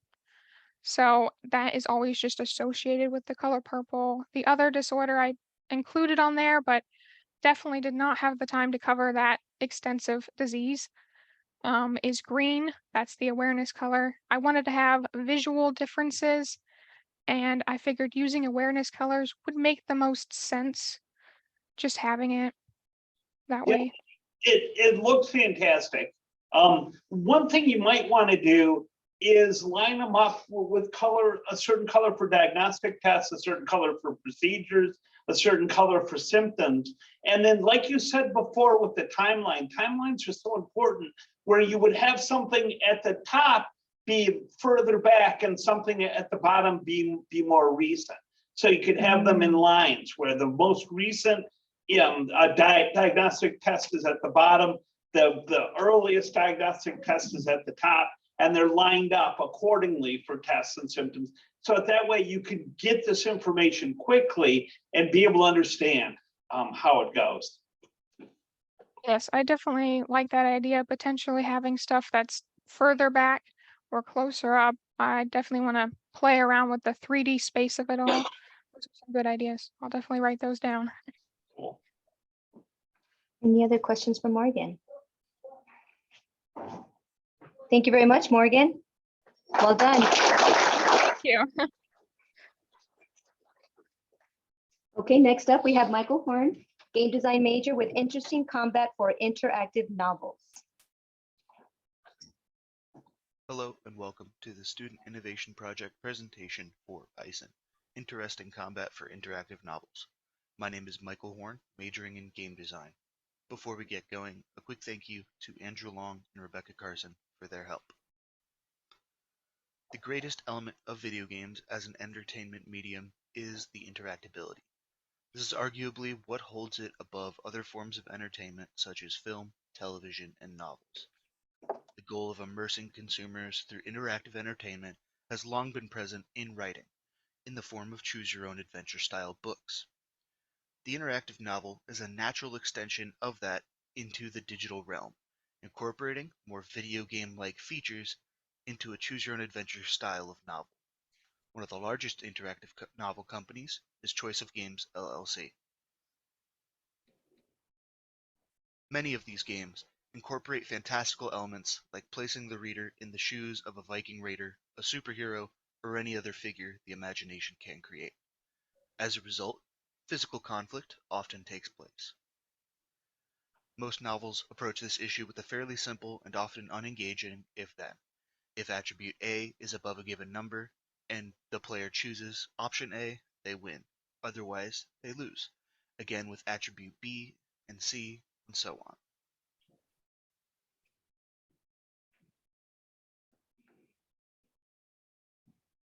This is where ISIN comes in, a way of incorporating the various character attributes which are already commonly utilized in various titles.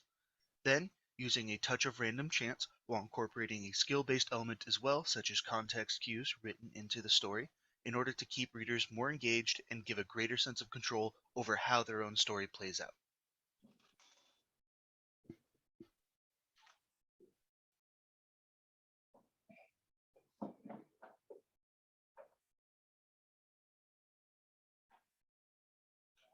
But having it explained to you can only do so much. It's far better to see the system in action.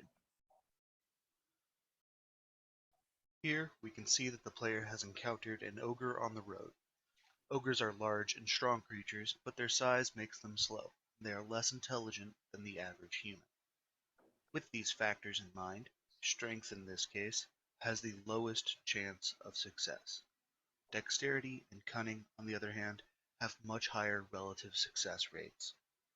In the example shown, this player has built their character to be more adept at situations involving agility. Because of that, the dexterous option here has the highest overall chance of success, while the cunning option is more or less 50-50. These success rates are never directly told to the player. Instead, they are given the necessary tools to deduce for themselves which options are going to be the most beneficial to them at any given time. In order to amplify the feeling of choice and consequence and better allow players a feeling of control over their own narrative, each option has its own unique victory text. In this example, dexterity options lead to the ogre finally succumbing to numerous smaller wounds before you can land the final attack. Meanwhile, cunning options lead to the player dislodging a beehive from a hanging tree, falling onto the head of the ogre, momentarily stunning them for a chance at a decisive final blow. This system can also then remember whether a player succeeded or lost at a given battle, and use that to influence the story events later on, helping to shape the story around the successes and failures of the characters. This combination of reactivity, skill, and random chance means that players are more likely to have interesting and varied stories while feeling like they were entirely in control of their story throughout. Thank you.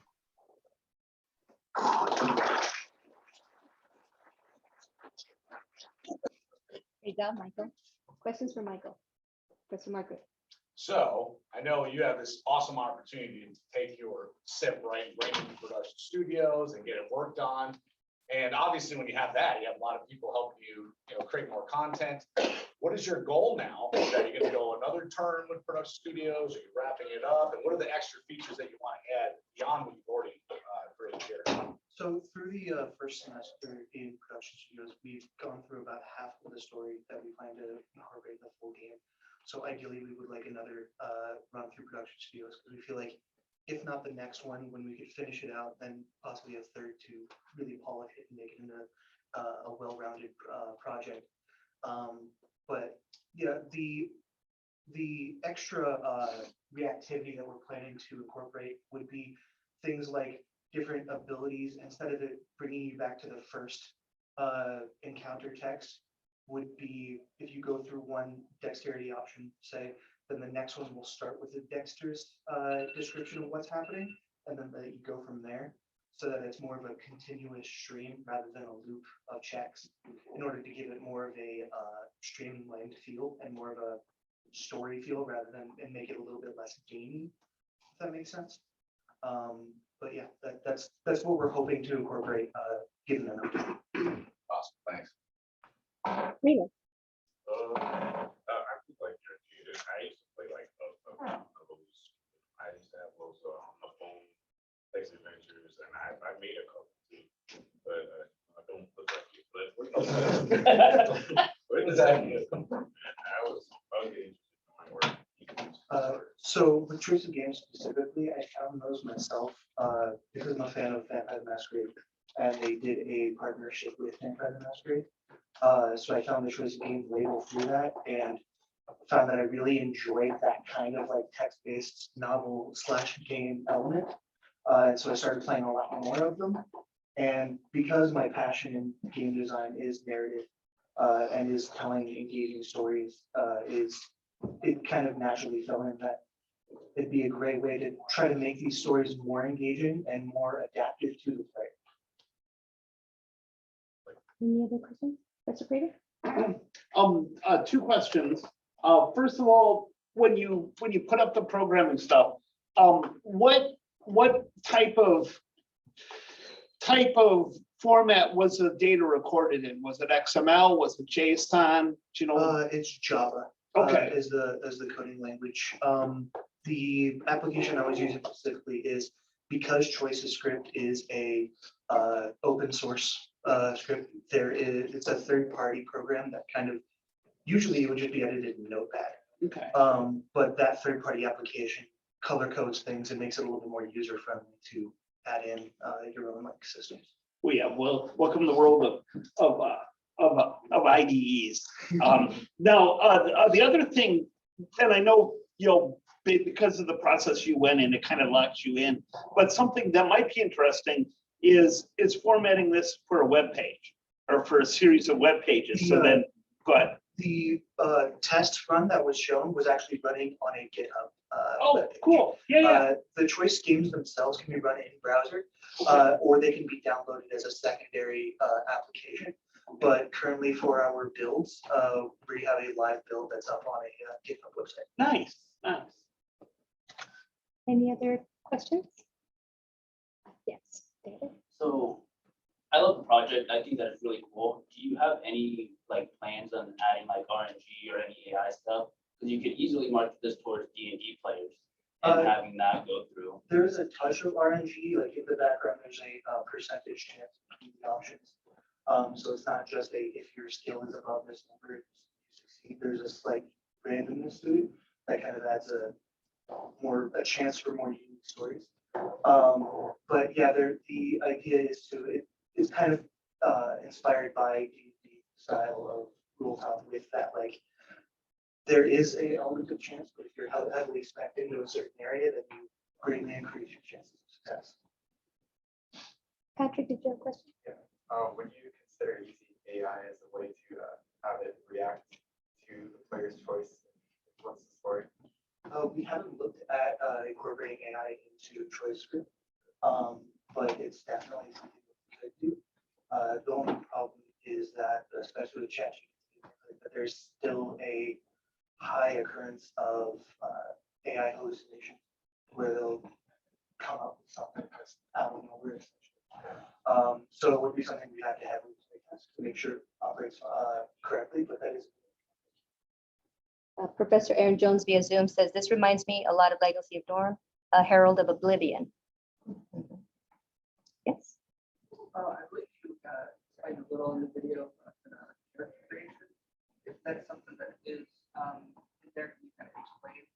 Yeah. What you do? So with choice script games as a whole, they have a heavy emphasis on inclusivity.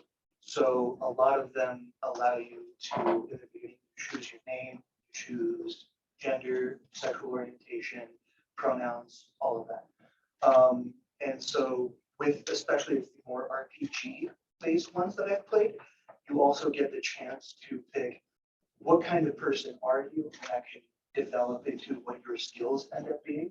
So with our, when we're making production studio, because it's very RPG based, you start out as a kid in a village, and through the options you pick of how you go about your day-to-day life, kind of develops your skills as you grow up into adult. Thank you very much, Michael. Well done.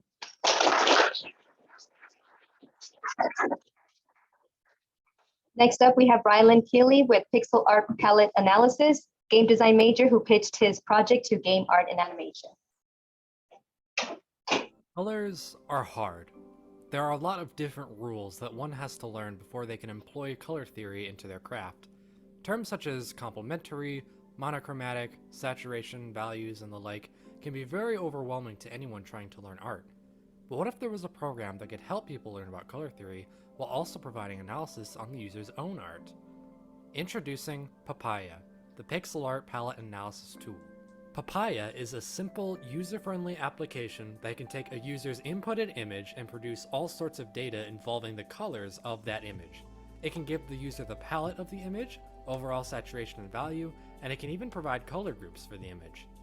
This tool helps artists analyze their work and allows them to spot areas where they can improve on their color choices. For example, you may notice that some colors are out of place in the image, and may thus choose to adjust said colors. They can also find out how saturated or bright the image on the whole is. This tool is useful for any artist looking to improve their color picking skills, or it's just a fun program to mess around in and see what kinds of patterns you get. It can also be helpful for teams to keep their art unified, as having consistent color choices and values can make an art style feel cohesive.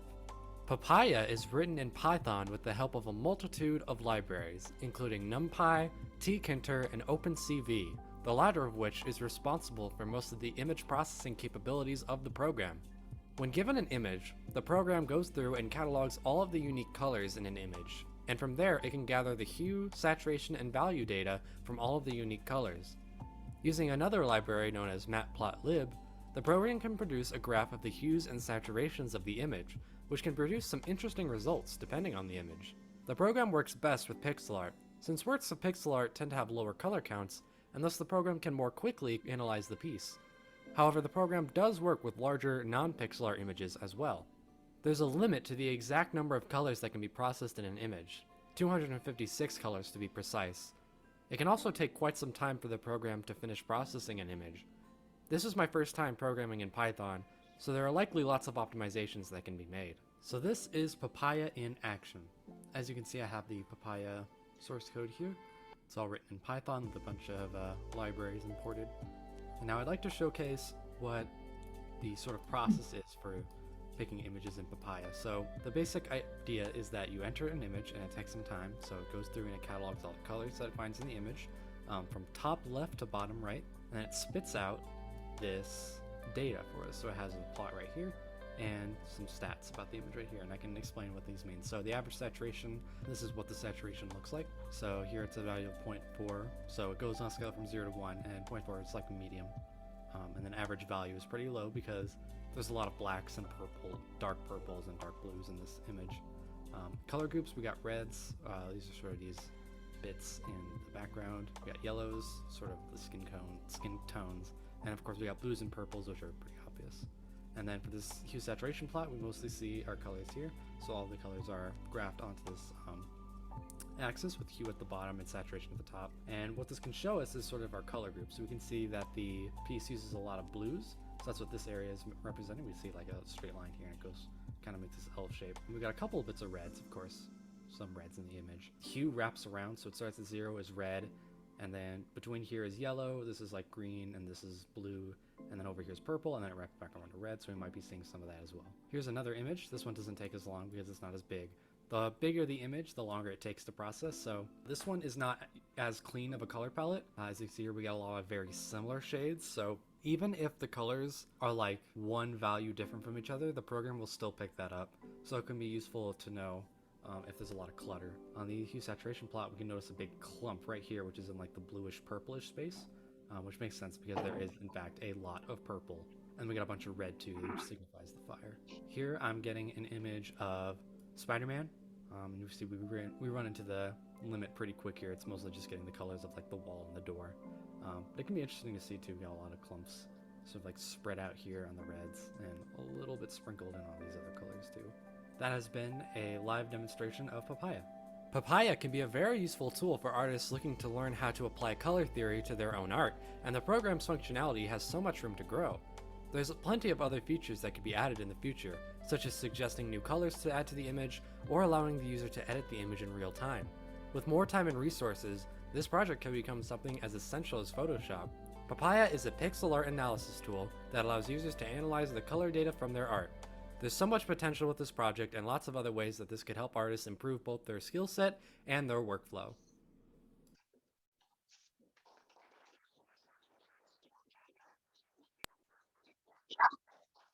Rylan. Questions, Professor Margaret? So when is George going to implement that? All right, good. We're just making sure. Go, George. Yeah, man. Rylan, obviously we helped you out with this project quite a bit. Definitely all of you for sure. One thing I definitely admire about this particular art style and even just what you've been doing throughout your time at UAT, you created this awesome project, which was a passion project in my fundamentals of game art animation class. You took that project into studio, right, based off this really cool pixel art style. Now you're using that same art style for your SIP. So it's safe to say that Ryan is obsessed with pixel art, folks. He definitely is. And I'm on that train for sure. Some things that I definitely like about this project is just ways of being really streamlined for that artist, streamline those pipelines. In Photoshop, and you go to the eyedropper tool, you get an image, and you try to select that specific color, but it's always wrong. You gotta go there with the magnifying glass, make sure you select that specific color, right, and grab it. So just kind of saving all that time with this particular project is gonna help a lot down the road. My question to you is at what particular moment did Rowland say, hey, you know what, this would be a really cool tool to have. And once you got it to fully functional state, have you put this into production with your team or anybody else played with this? And what was the feedback that you got based off that? So I haven't gotten anyone else to try it out yet. That would be a good idea to do. It'd be useful because I have a bunch of other artists working on my game with me. So it'd be useful to be able to compare color palettes and stuff like that. So we can start to get stuff consistent. So that'd be a good idea to start implementing that. Professor Moore? So right now it's a tool primarily for analysis. Have you considered having it work sort of backwards? You used to apply it with a color palette and an image, and it applies the color palette to the image. That could be a cool idea where you give it a small idea of that could be something that we do in the future as well. Patrick? So you were talking about in the future using it so it can suggest color palettes. Since you have the data plotted and you gather a lot of data, I wonder if you could use machine learning in the future. Yeah, there's definitely a lot we could do with machine learning AI stuff, especially in Python, because there's a lot of machine learning libraries in Python as well. So that works to the project's advantage. Austin? So I'm thinking about the graph right now. What is your reaction as an artist to the data points that are outliers? So it could mean a couple of different things. It could mean that it's a stray color that doesn't really fit well in the image. One thing that the program is sort of missing right now is that it doesn't tell you the quantity of each color, so it kind of treats each color as if it was at one point. So something to improve would be to make it so that it can tell you how much of each color is, and sort of the prevalence of each color. So that would be something. David? Yeah, so you mentioned that you may want it to be a standalone product from Photoshop. Do you have any plans to make it possibly a plugin that automatically runs within Photoshop or Illustrator that'll pull all the color swatches into a different file or a different channel? I don't know how to program in Photoshop. I'm not sure what Adobe uses for their programming language, but I guess that could be something to do as well. So an add-on. Professor Prater? So to talk about the prevalence, of colors. You could do a three-dimensional map. So you just raise it up. So that way, when you look head on, you don't see the prevalence. And then when you twist it, then the prevalence would come up. I'll have to look at some Python libraries to see if there are any easy free. Yeah, there are. It won't be tough. The other question I have, you said it's 256 colors, 0 through 255. Where does that 256 number come up? Why do we use 256? So it was a way of how I programmed it. This is my first time in Python, so I'm not like the most knowledgeable person on like image stuff, but the limit came from having to figure out how big an image was and how many colors or like how many pixels there were in an image. Like if it were too many, that big graph with all the colors, it would like take up the whole thing. So I limited it because 256 is pretty good for most pixel art. So The other thing is 256 is the memory for a byte. If you have 8 bits of memory, 1 byte, that's 0 through 256. So that's why they like to use 256, because it's a nice even number. It's 1 byte of memory. Professor Lynn? To add to that, your first slot is a transparency. So whatever color you choose for that 250, your limited palette would be known as your transparent color encode. One of the most important things that we do for pixel art in a limited palette, there's a reason for that, and that's optimization, as you know. So do you have, with your analytical tools, do you have an ability to actually clamp your palettes?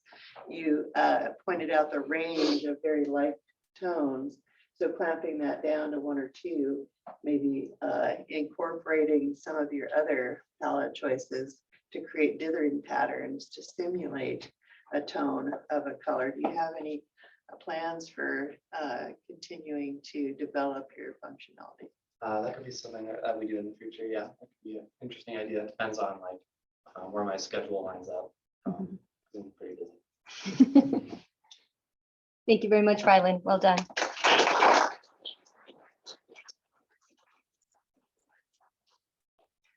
Okay, next up we have Connor Peterson, a game design major with Hunt Mechanic. Hello and welcome to my SIP project. I have created a mechanic to be used in a later game called the Arcadian Mobster. The mechanic itself, of course, is called the Hunt Mechanic. I plan to release it on PC, Xbox, and PlayStation. Now, this idea is a combination of abilities as loot and then the further customization of these abilities. So with that said, I'm going to go ahead and show you the visual demonstration I've created. So this is a little level I've created. When you start out, you get this water ball. So now, as with any game, you run around the world, you explore, you gain some new things, and eventually you will come across some sort of a boss. However, I haven't played the game enough to defeat this specific boss, so it doesn't deal any damage. Or it doesn't deal enough to register as damage. So, I gotta head back. Eventually, you'll come across a new ability. So we're gonna go ahead and claim that one real quick. So now that we have this new ability, we have 3 choices we can do to it. I'll go ahead and show you. You can keep this ability. This ability itself is a lightning element ability. That is no projectile, it hasn't been combined with anything. So you can keep it, but it is not going to be very useful. You can, however, dissolve its components. So its damage type would be lightning, and its damage range would probably be pretty low. However, if you were to combine this with another ability, you then create, as we will see, this water electric ability. So I'm going to go ahead and combine it, and then leave this menu. And now I have this new ability. So that's pretty cool. So now let's go and fight this guy again. We have this much more upgraded ability we're going to use against him. So it immediately did a critical because it has so much more damage than the last one and just went ahead and one-shotted him. So this idea, to reiterate, allows you to keep an ability and use it immediately, dissolve it to gain its components to enhance another ability. Maybe you really like one, you want to keep upgrading it as much as you can, or combine it with another to create a whole new ability. So we're going to head on back to the PowerPoint.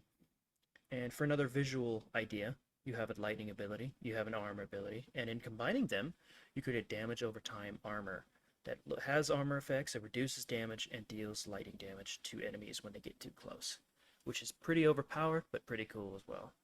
And with all of this shown, does anyone have any questions?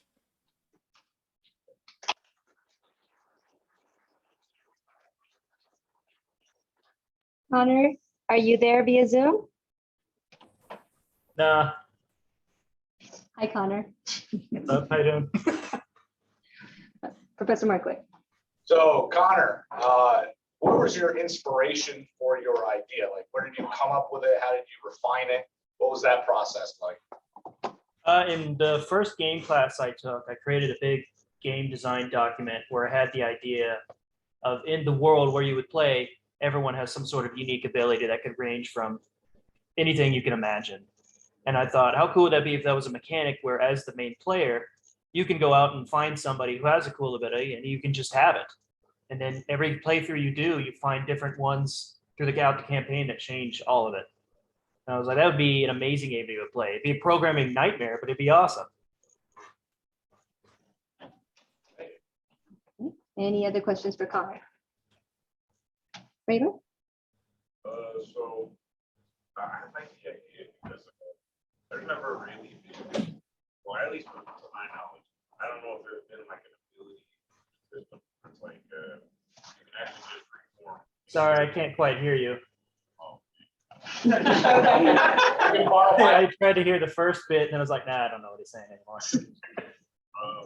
Mark would read my mind. But I'll try to speak louder. So I don't think I've ever seen it, at least to my knowledge, to where there's like a free form, you can just kind of make pretty much any ability is what it seems like. It seems like a really cool idea. So were there like references for this? Because I know there's like some games tried to do it, like Spellbreak. I remember that game. It didn't last too long. But yeah, what are some of the references you used? I'm really interested. I'd say as in original inspiration, and then of course creating the project. The anime My Hero wasn't a negative part of the idea, as well as the, I guess, look of the way the world Witcher 3 feels and looks, like the kind of stylization they do, not just the environment, but the way you interact with the world. If you were to somehow put an extra few layers on it, I think, yes, it's still played today, but it would have just such a huge, greater impact that it'd almost be a continuation of the game with just that big of an update. Thank you. Any other questions? So Connor, this concept is really freaking cool, and I think it would work really great as a tool for other developers to implement their project. Definitely be something you can market. Something I'm thinking about right now is the player able to track the abilities that they currently gained? Like you picked up a water ability that you started with, and you also gained an electric ability. So is there some menu you can open to specifically choose to dissolve one of those abilities or combine? Like them? a UI menu that shows them all? Yeah. No, not currently. It doesn't exist. However, something I did forget completely about when everybody asked about the inspiration is there's a game called Prototype, where in it, to find a new ability for the character, which is somewhat similar, but it's more just progression through the campaign, so you have enough tools to fight the boss later on. So you find a favorite ability and just spam that. You're able to use this type of infrared that engulfs the world and then shows you this creature you got to find. So there's an added bit of there. And then if I was to say make a UI, I would probably have it where it was divided amongst, of course, a description of the ability, and then another panel where, similar to say Elden Ring, you'd have a stat chart that could show you the damage type, the damage numbers, critical, all sorts of that, and then a picture of what the thing is, like maybe a small GIF of showing it in action before it's been changed or adapted in any way. Okay. Thank you very much, Connor. Well done. Thank you. Next up, we have an online game art and animation major, Tiffany Roberts, with Color Your World.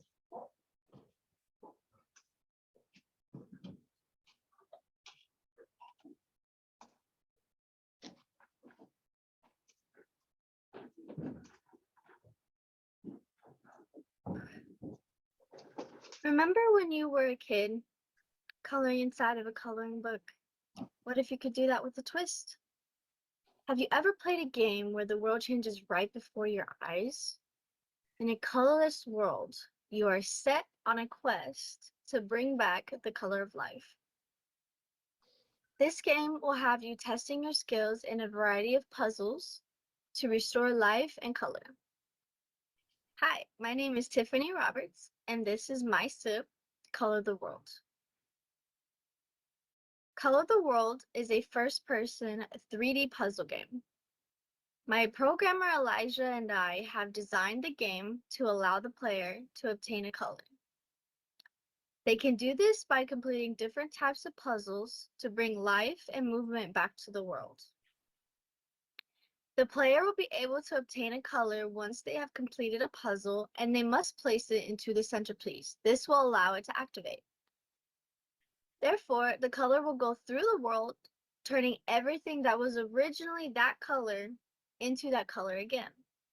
Take trees and grass, for example. Those are both green. Once the color green has been placed into the centerpiece, it will turn the trees, the grass, and anything else green on the game green.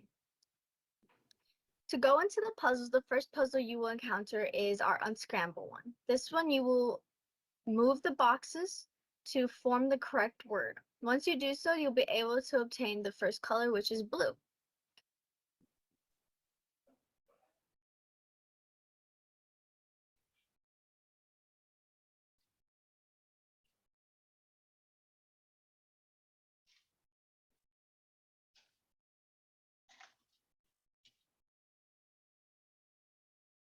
Moving on, you'll end up coming across the maze.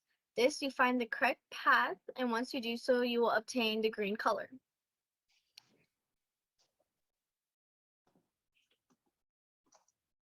Now, the next puzzle is the red puzzle, which is the platform. If you look at the platform, you'll notice that it's blue. Once you put the blue into the centerpiece, it activated not only the water and everything else that is blue in the world, but it activated that puzzle. So once you complete the platform, you'll be able to obtain the red color. And the last one is brown. You'll notice as well as the blue, the red has activated, and it has activated not only the color around the world, but activated the puzzle so you're able to move on. The brown puzzle allows you to jump over the obstacles in your path. Once you do so, you'll be able to obtain the color. Once you obtain all of the colors, you'll notice that towards the middle of the map in the back, that there is a path created. Due to you collecting all of the colors, and the path is created so you can advance into the next level. A similar product on the market is called Color Souls Memories. This game is all about finding out who you are, your memories, and trying to gain back all of those along the way. Our game is based on bringing back color and life to the world. We allow you to collect colors to bring back color, movement, and life back.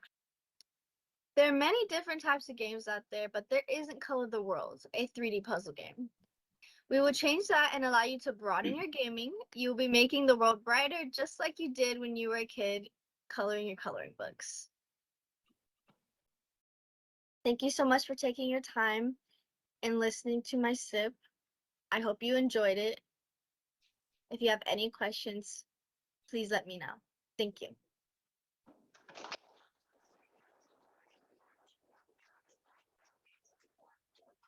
I'm not sure if Tiffany is joining us via Zoom. Are you there, Tiffany?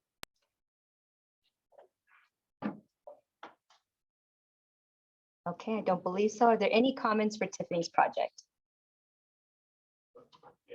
Raylan? Really cool idea. I like it a lot. I also want to know what puzzle part. Not for me, but also for like the certain demographic you're going for, because I feel like it's really good for like all that. So I was just hoping this would go into that as well. Targeted to younger individuals. Okay. Raylan? This reminds me of a certain game that me and my sister played when we were young. It was a Disney Princess Adventure. Love it. There was one, it was the Snow White level where that was the premise of the level where you go through and you color things. You had like red, green, and blue. You had like wave the Wii remote around. Oh, very It nice. just reminded me of that. Any other comments? All right, thank you very much, Tiffany.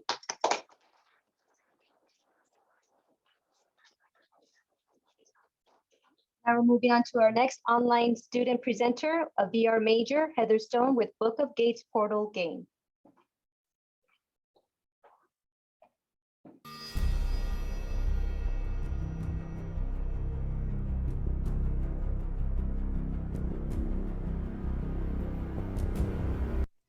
Our history classes have taught us about the basics when it comes to our ancestors. What if you played a game that captured the imaginations of our past ancestors? In a world lost to us but gained in a game, a player can open portals into missing links lost in our history books. Hello everyone, my name is Heather Stone, and I'm going to walk you through my game that I've created using Unreal Engine, called the Book of Gates. As I begin to show you the prototype version of this game, I'll take you into the initial thought process of how it'll work and come together within this project. As the player walks through the game, they'll be transported to a different time. Using it this way will allow the player to really get into our lost history and hopefully captures their imagination. Using Unreal Engine has its challenges when dealing with creating a world with so many components attached to it. Coding, AI, graphics, visuals all comes together to create a fantasy. My game is user-friendly, so players from all over the world and ages 8 and up can play. It's never too late to learn about our lost history.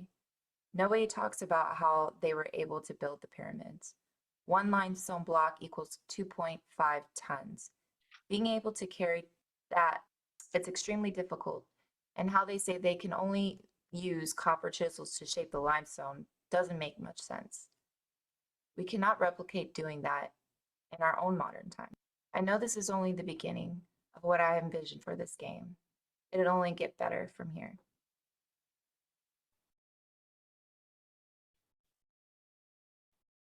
Now introducing my game, The Book of Gates. So the player has different time warp dimensions that the player has to go through. And the last time I chose Machu Picchu, but we'll go to the island of Malta, even though it's pretty much all the same, just for demonstration purposes. Now the player has to collect the keys in order to know that they're in the right time portal. And so what I've done was created a portable portal, which the player can just pick up and take with them, just in case they're not in the right dimension. I just wanted to show, again, the more visual aspect of the portable portal. The player can use this to walk around and it'll change dimension. And the player can drop it. The player isn't able to take it to the next phase of the puzzle game. So if a player is walking around holding this in the same level,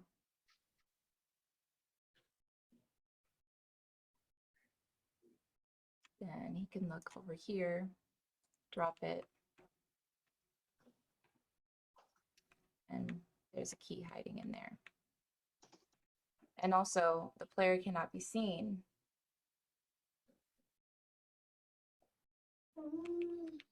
So I was spotted, and now I have to start over from the checkpoint.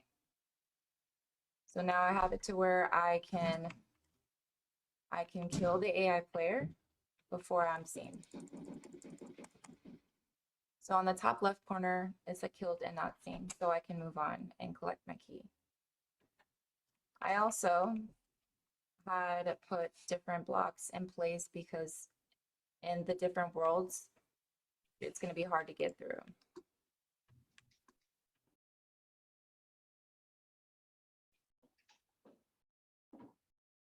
So what I envisioned for this game, because you're going into different worlds, there's going to be a whole bunch of obstacles in the way and a lot of AIs and a lot of people you want to avoid because you're trying to get through every time warp portal to get to the next dimension. So here's another staging I did to just demonstrate which portal is the right portal. So this one is the right portal. And then this one is demonstrating to move on to the next level. I've changed history because I entered the wrong level. Now I know I have to go through here.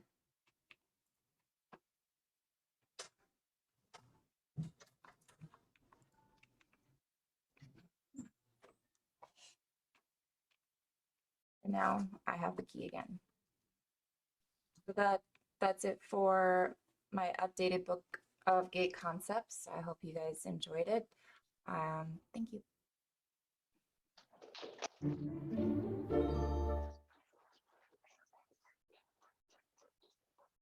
I'm not sure if Heather's joining us via Zoom. Heather, are you there?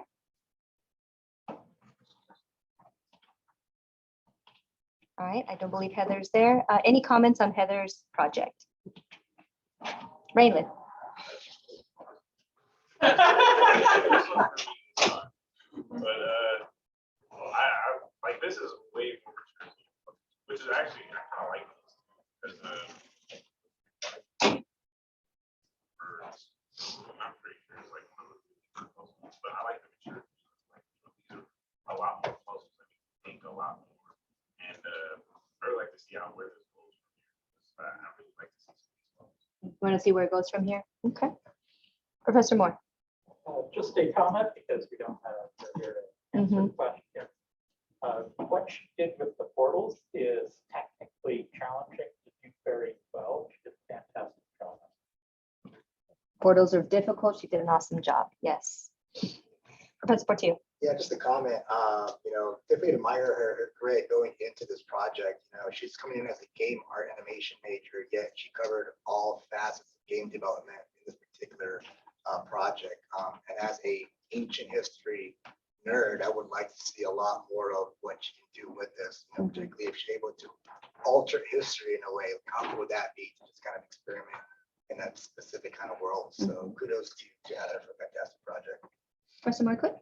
Yeah, I was going to actually say something similar. I mean, it's super impressive to see the combination of programming, art, design skills all put into one project, which is very difficult. So I thought that was a good example of putting lots of different things together, combining into one. And I literally just watched a video yesterday on how they think the pyramids were made. So I just think that's kind of funny. But that's what she was talking about there. I don't know if I can comment, but it kind of reminds me of that U4 game that just came out where you're dumping pictures with like the portals. And I think that'd be kind of cool to see maybe some sort of aspect like that with the actual history as you go through the portals. Maybe be able to bring some of that with you. And it's really cool. Like Professor Moore said, doing that, what she did, being art and animation is impressive. David? I'm also a massive history nerd, so this piqued my interest instantly. I think the concept of portals and implementing them in a game is unique. Like there's not a lot of games that do that to begin with. And I think if you can change different points of time within history, I'd be very inclined to play it just based off that fact. I mean, if you're in Egypt at one point doing a puzzle and then you have to move the portal to another one and then you're underneath the ocean, visiting the Titanic and doing stuff like that, I think that'd be really cool. Yes, absolutely. All right. Well done, Heather. Thank you very much.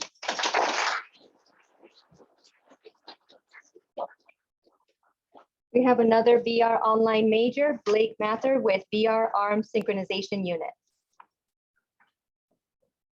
Virtual reality is a field fully focused on maximizing immersion for the player. It syncs their vision between the real world and the game world to such a seamless degree that it can often genuinely confuse people into mistaking the digital world that they're seeing to be their reality. Right up until they reach out to touch something, only to pass straight through it, their sense of touch immediately shattering any immersion that their sense of vision had managed to establish. Recent accessories such as haptic feedback gloves and more intuitive controller designs have begun to narrow the immersion gap between sight and touch, but they're still on entirely different levels. Hi, my name is Blake Mather, and I'm here to offer another step towards equalizing these virtual perceptions with my invention, the Virtual Reality Arm Synchronization Unit. The Virtual Reality Arm Synchronization Unit is designed to provide resistance to the user's arm through tension. A person's reach is a combination of their hand, wrist, elbow, shoulder, and hip movements, but the central joint that controls most of the movement is the elbow. The Virtual Reality Arm Synchronization Unit aims to focus on this joint, remaining small and compact while still making a significant impact on the player's reach. There are two major types of immersion breaks caused by player-to-game desynchronization, and currently, developers essentially just have to choose which one they want their player to have to deal with. The first is when a player reaches out through a wall in a game, and their avatar follows their movements to then also reach through the wall in the game. This immediately breaks immersion, as obviously we can't just reach through walls in real life, and if the player sees this clipping while it happens, it can take them out of the moment. This uses player priority to limit the avatar, detaching the avatar from the game environment and favoring player-avatar synchronization over realistic physics. The second type of immersion break is when a player reaches out through a wall in a game, and their avatar stops when it connects with the wall. This breaks immersion as the player knows their real arm is extended, but they can see that their virtual arm has been stopped. This method uses environment priority to limit the avatar, occasionally detaching the avatar from the player character and favoring realistic physics over player-avatar synchronization. The Virtual Reality Arm Synchronization Unit opens up a previously unavailable third option. Instead of player priority, which breaks immersion through clipping, or environment priority, which breaks immersion through desynchronization, the environment is allowed to interact back with the player through the feedback that it gives the avatar, preventing clipping while also keeping the player in sync with the game. While initially designed to help prevent immersion breaks in games, the Virtual Reality Arm Synchronization Unit may be even better suited to simulation-based tasks or job training. While it is generally lightweight and incapable of enough force to hurt the user, some gamers may feel apprehensive about intentionally restricting their own range of motion for the sake of realism. Simulation players and work trainees, however, are looking to take the immersion that virtual reality is based on and take it to the highest level possible. More powerful versions of the ARM synchronization unit may even have a place in training employees for physical jobs, providing higher levels of resistance to properly simulate weight, and help bring training conditions as close to the real thing as a simulation can. Hi, my name is Blake Mather, and this is my demonstration of the Virtual Reality Arm Synchronization Unit. So this is the device itself. It consists of this string anchored to the forearm and the stepper motor, this Arduino, which controls the stepper motor and receives wireless signals, and this battery, which powers the whole device. It's held in place by these three bands, and the function of the device looks like this, where this rope is pulled taut, and that reduces the user's range of motion through their elbow joint. It's important that this is a string and not a rigid object, because if it were a rigid object, the user would not then be able to pull away from an object or a wall. The string instead just goes slack, instead setting a maximum limit and not a minimum limit as well. The Virtual Reality Arm Synchronization Unit is currently equipped with an IR sensor that can receive input from any IR device, such as, but not limited to, the remote that I used for my demonstration. This IR sensor would realistically be swapped out for a Bluetooth or Wi-Fi unit for use in real-time games. The IR sensor combined with the IR remote makes for an easier method of demonstrating the functionality, but its low range and requirement for line of sight makes it impractical for actual use in VR. So how does the ARM synchronization unit actually interact with a game? Thankfully, a standard for this has already been established by haptic feedback gloves and the virtual reality modding community as a whole. While it would be wonderful for the device to simply scan the player's vision to work with any game through third-party detection of walls, objects, and the player character, this is impractical to do quickly or accurately. Besides the obvious issue of walls or objects outside the user's line of sight, computers simply cannot decipher this information as efficiently as a human. We don't have the processing power to do such a thing in real time. Instead, haptic feedback gloves rely on modders to designate certain events or triggers in the game to then wirelessly tell the gloves what function to perform and when. For example, modders may designate that when an object has been grabbed to then communicate to the gloves to mimic that sensation to the user. Similarly, modders could designate when the user has come into contact with an immovable object to then communicate to the ARM synchronization unit that it should limit the user's range of motion accordingly. The Virtual Reality Arm Synchronization Unit is the next step towards complete virtual reality immersion. What you see finally matches what you feel as it works to bring two-way communication between the player and the game. No more jarring immersion breaks due to clipping through walls or desynchronizing from your avatar. You can now actually feel the game around you instead of just seeing it. my name is Blake Mather, and I hope you enjoyed my student innovation project of the Virtual Reality Arm Synchronization Unit.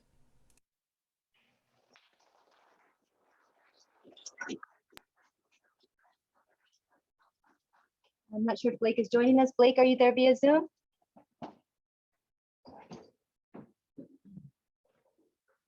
Okay, any comments for Blake? I got a comment. Yes, Professor Kareem. I thought this is a really, really cool idea, especially a lot of those haptic gloves he was showing off in that video are thousands, tens of thousands of dollars. So having a simple, elegant solution like that is really impressive and really cool. I was just going to wonder if he was planning on eventually throwing in maybe some vibration motors or something to start adding more and more tactile feedback into that product to really, really increase that immersion. Electrical shock as well.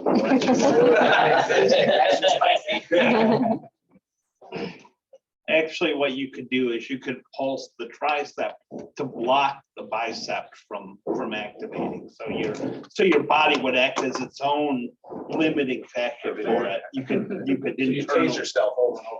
Well, it's not really, but it's one of those things where you're trying to activate it, you know, the other muscle's blocking it. So you could definitely have some fun with that. Any other comments, David? So I have a comment with this. I think the approach that he took, rather than doing like a glove or any other body part, I think the elbow was extremely thought out and a good limb to actually use, because that's where a lot of your mobility in your arm stems from.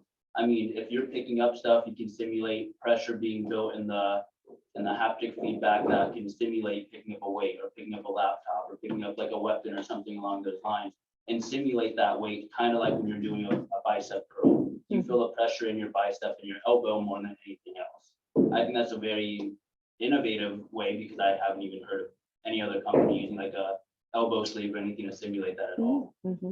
Good point, David. Any other comments? All right, thank you very much, Blake.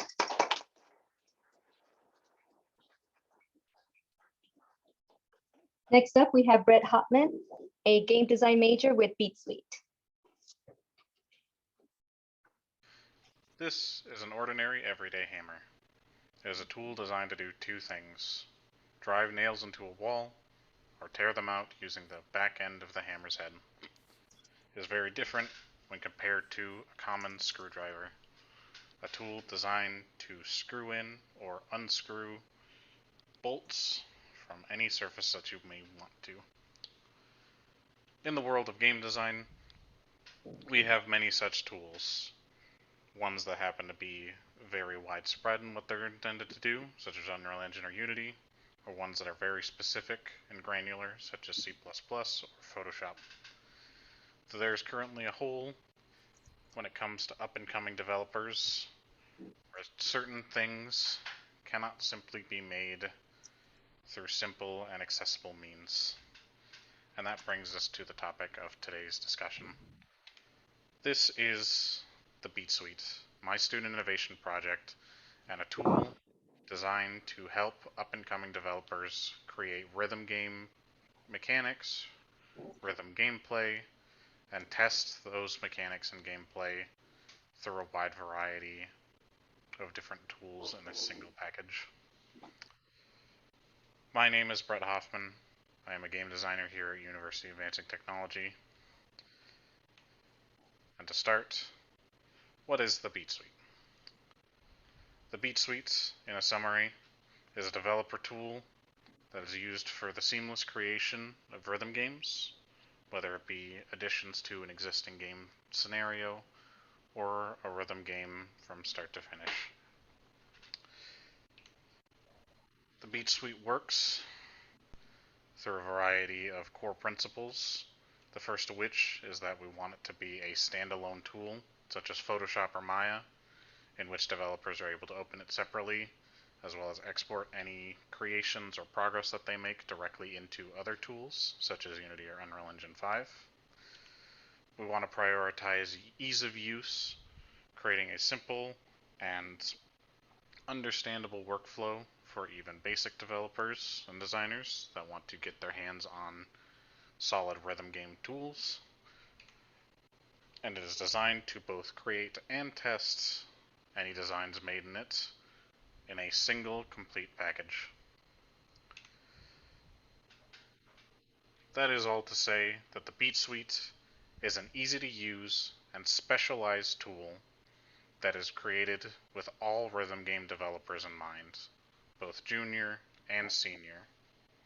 Our innovation claim is based on this ease of use and specialization for rhythm game development specifically, as there are no tools in existence at the moment that is specialized specifically to this genre of game.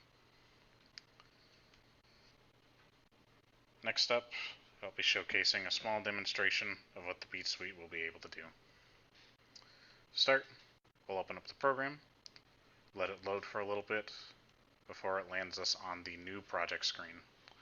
This screen can get us started using File New, or conveniently gives us the option to pick between New Asset, New Beatmap, or New UI Screen, which are three of the most popular and most prominent things that our tool can do at the moment. For the sake of this demonstration, I'm going to create a judgment line, which is a UI asset that is able to both show the player when they fail or succeed at scoring in a rhythm game, as well as showcase notes through the rhythm gameplay. To do this, we'll start by picking New Asset and moving on to our asset screen. From here, we can right-click, go down to New, and create a new square object. We'll drag it to the middle of our screen and stretch it out to the right and to the left. This will create the basis of our judgment line, which notes can ride across towards the centerpiece, where they will eventually disappear and not be able to be scored anymore. To create that centerpiece, we will right-click, go down to New, and click on Circle. We can move this circle directly into the middle of our judgment line and place it there for later. From here, we can go up to the Zone tool on the top left and begin creating new zones that will dictate whether the player has scored successfully or not. To do this, we'll open up the New Zone wizard by simply dragging a space where we want our first zone to be. We can use this zone wizard to determine the name, such as perfect left or perfect_L for short. We can change the zone type to zone_score, which allows the zone to be registered and used as part of a scoring system. And we can change the zone behavior to automatically register anything that is overlapping with it by changing it to on overlap. From here, we can click OK. That will exit our wizard. And from here, we can create a few more zones to make our judgment line more symmetrical. We will create a new perfect zone on the right. We'll create two near zones on the left. And we will create two near zones on the right using the same systems. From here, we can also go ahead and create a zone in the middle for when notes are completely missed. That will allow us to clean off excess notes once they have passed any form of scoring.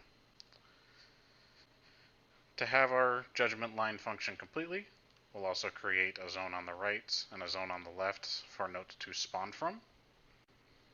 And we can set a reference to these zones so they know what our notes should look like by going into New and getting another square, and then changing it to be smaller, as well as different color to distinguish itself from the background of our judgment line, and then directly place it into our right and left references.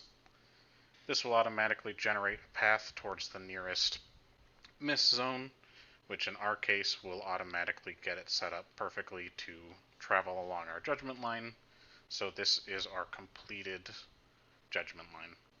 From here, we can go up to Tools, go down to Test Setup, and this will bring us to a screen that allows us to test the volume, test music, as well as test beat maps for any project that we happen to be working on. At the moment, we have a number of default settings currently on, as well as a default track included with the Beat Suite to test the functionality of our judgment line. But for the sake of simplicity, I will simply showcase the Hide Zone Lines option, which allows us to see what our judgment line would look like without the scoring and spawning systems in place, as well as the Hide Reference Boxes options, which shows us our judgment line and the scoring and spawning zones, but conveniently removes the path that the nodes travel on, as well as their references. From here, we'll go ahead and export our judgment line back on the UI asset screen by going up to File in the top left, going down to Export, and from here, we can choose to export it to specific other popular engines, such as Unreal Engine 5 or Unity. We can export a specific part of the project, but for the sake of this demonstration, we will export the entire thing. And we can simply change the file path to wherever we would like it to end up. From here, we can click Export, and as you can see, you can export a judgment line or any other assets that is created directly into programs such as Unreal Engine or Unity for the sake of ease of development, or if you are more inclined to use something else, there is also options to export as simpler files or directly as code for functionality with those programs. So to answer the question once again, the Beat Suite is a tool for the future of game design, specializing in the creation of rhythm game mechanics and rhythm gameplay. Thank you.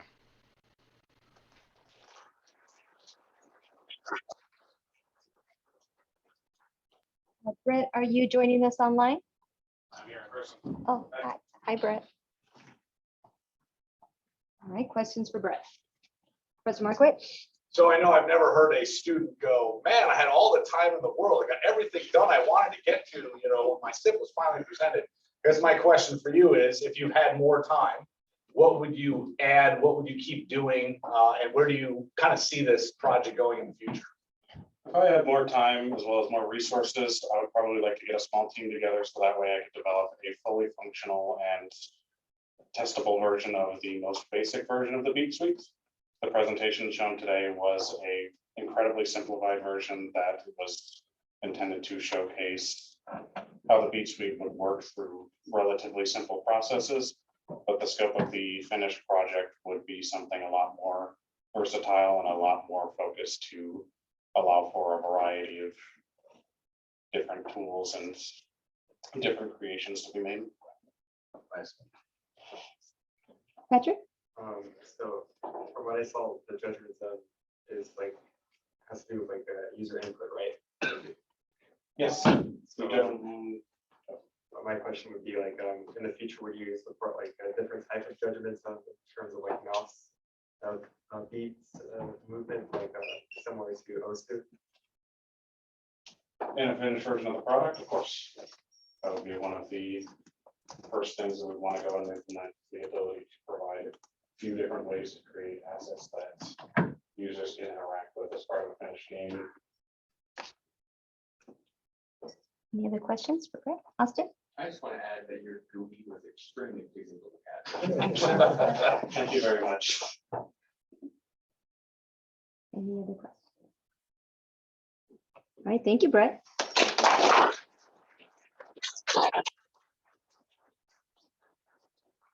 That concludes the game art, game design, game programming, and virtual reality majors. Now we're moving on to artificial intelligence, advancing computer science, and human-computer interaction. And our next presenter is Jeffrey O'Hara, ACS major with Dementia 101 for Caregivers.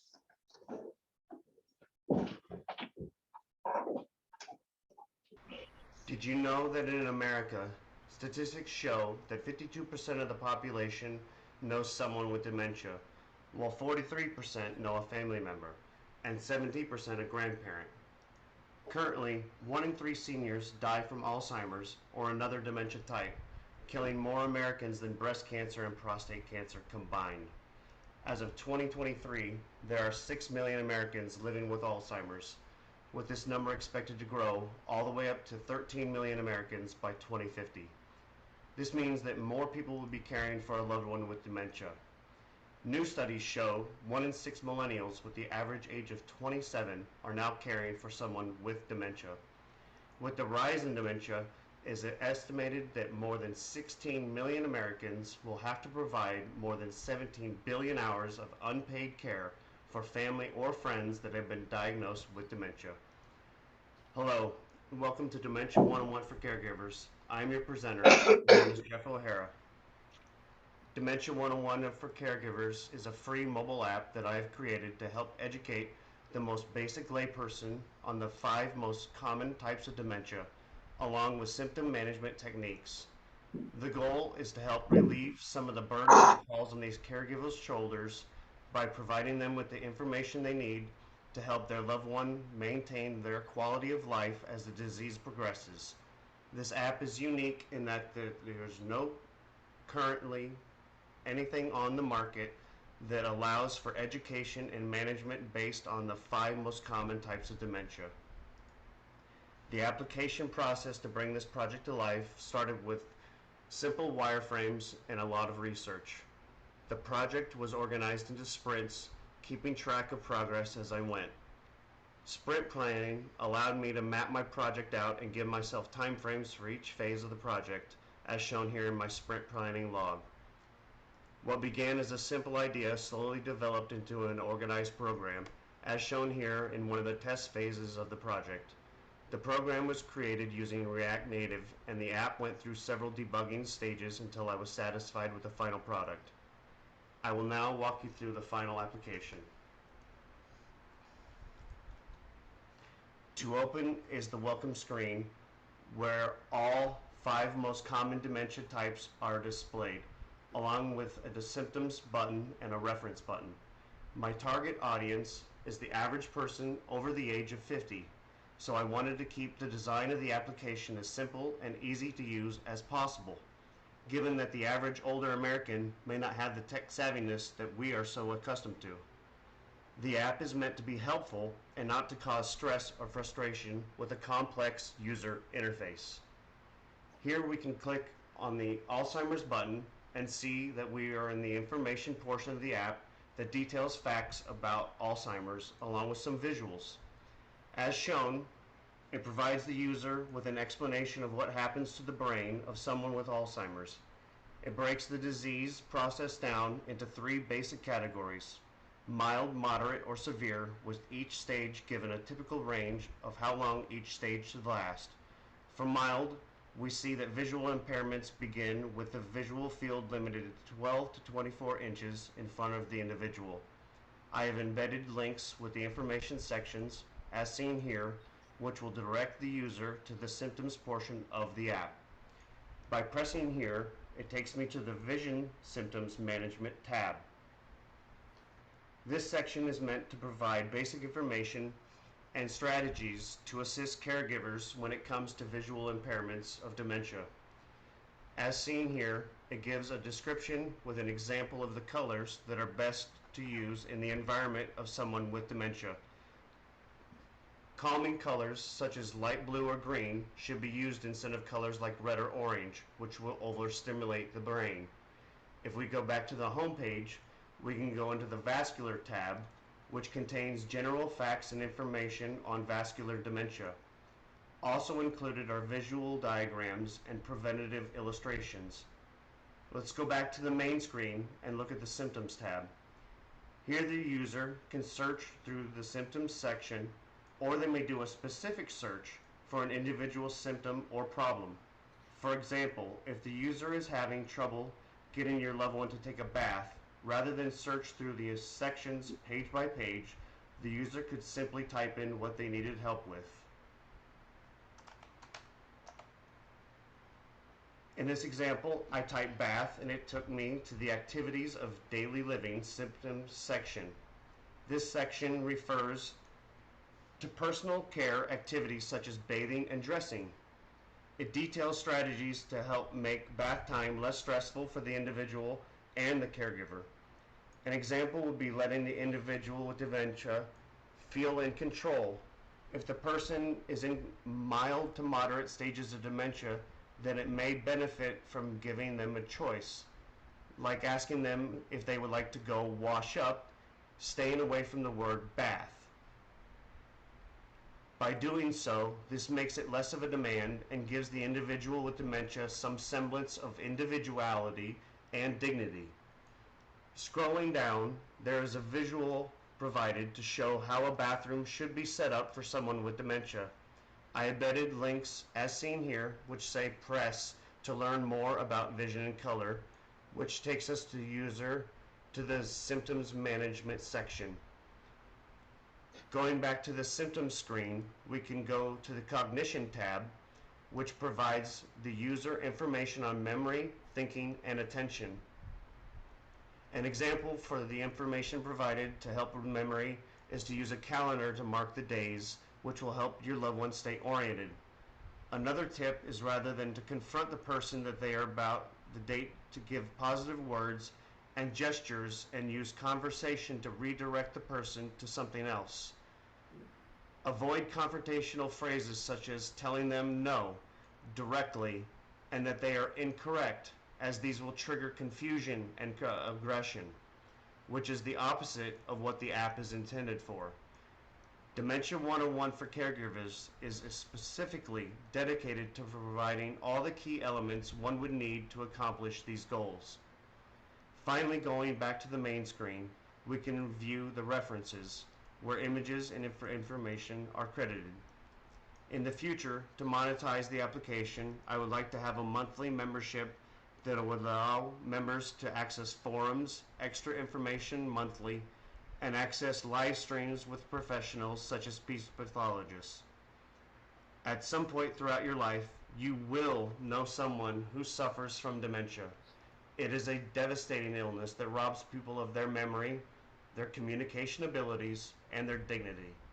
With an estimated 65 to 75% of dementia patients residing with loved ones, Dementia 101 for Caregivers is designed to help those caregivers take on all of the challenges of caring for someone with dementia.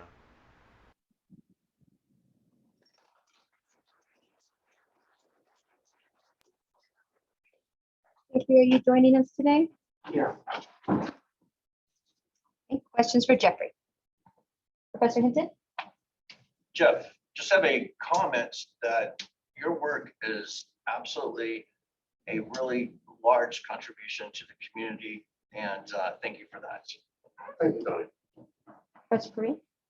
Just kind of leading off with that, awesome job. I think the detail you put into this and those graphics really help it show that it's like a caregiver's guide, you know, and it's very probably easy, especially with a topic as big as dementia. It's probably easy to read your app, go through that information, and gather that.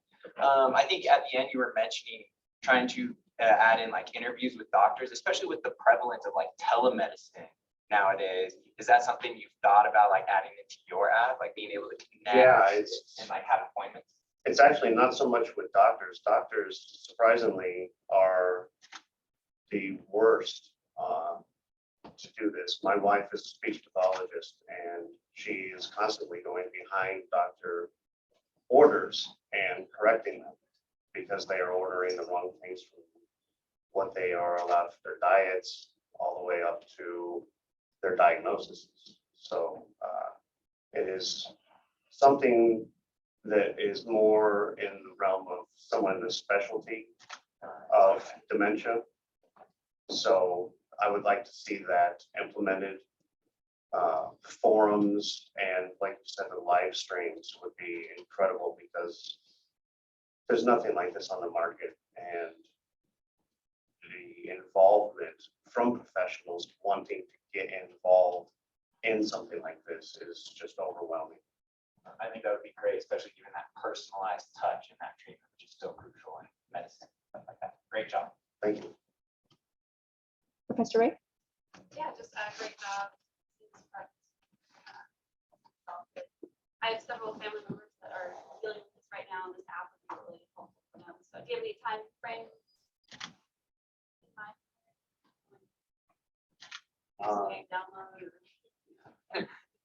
So the app it was done on React Native on Snack Expo, and just kind of had some issues here and there.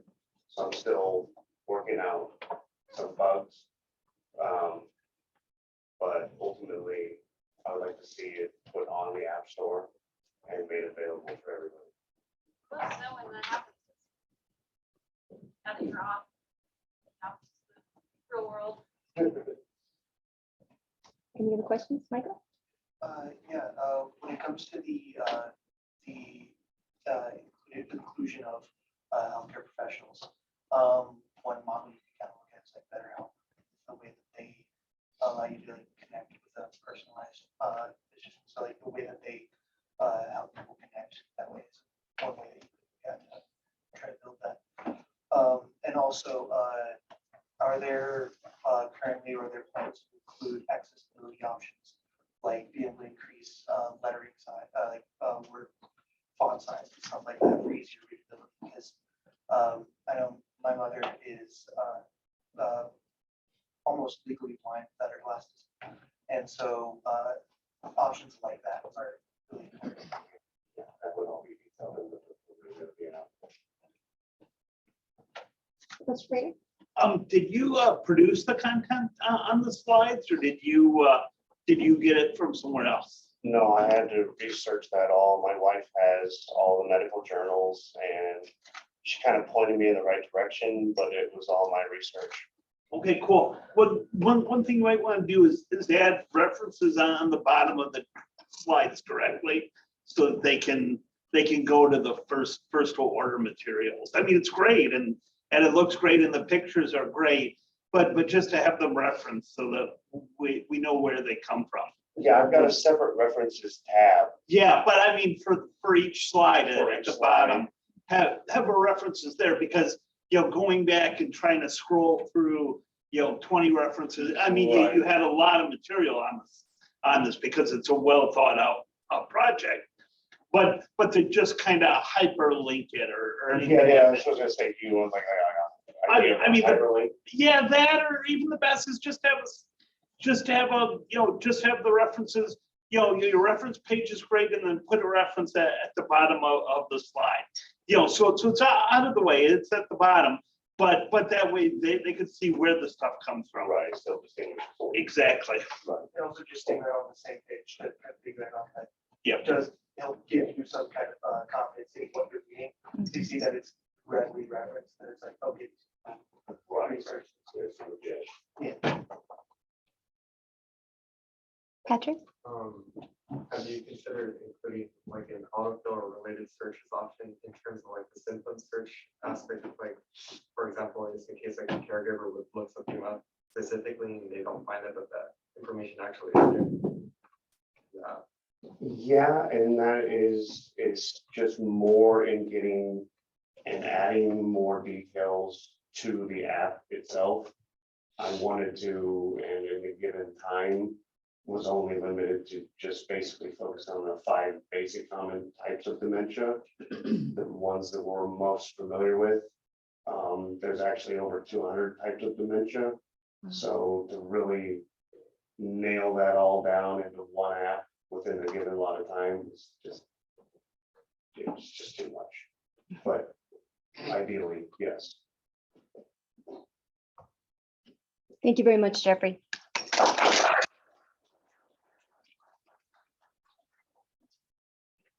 Next up, we have Dawson Ketzer, an HCI major with Fine Haven.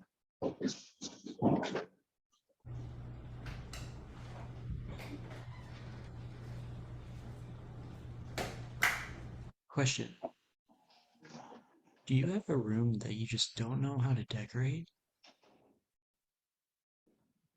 Have you ever searched the internet looking at decorated rooms, and once you finally found a room of your dreams, aren't able to find any of the items in the image to purchase? That's exactly what happened to me. Introducing Fine Haven.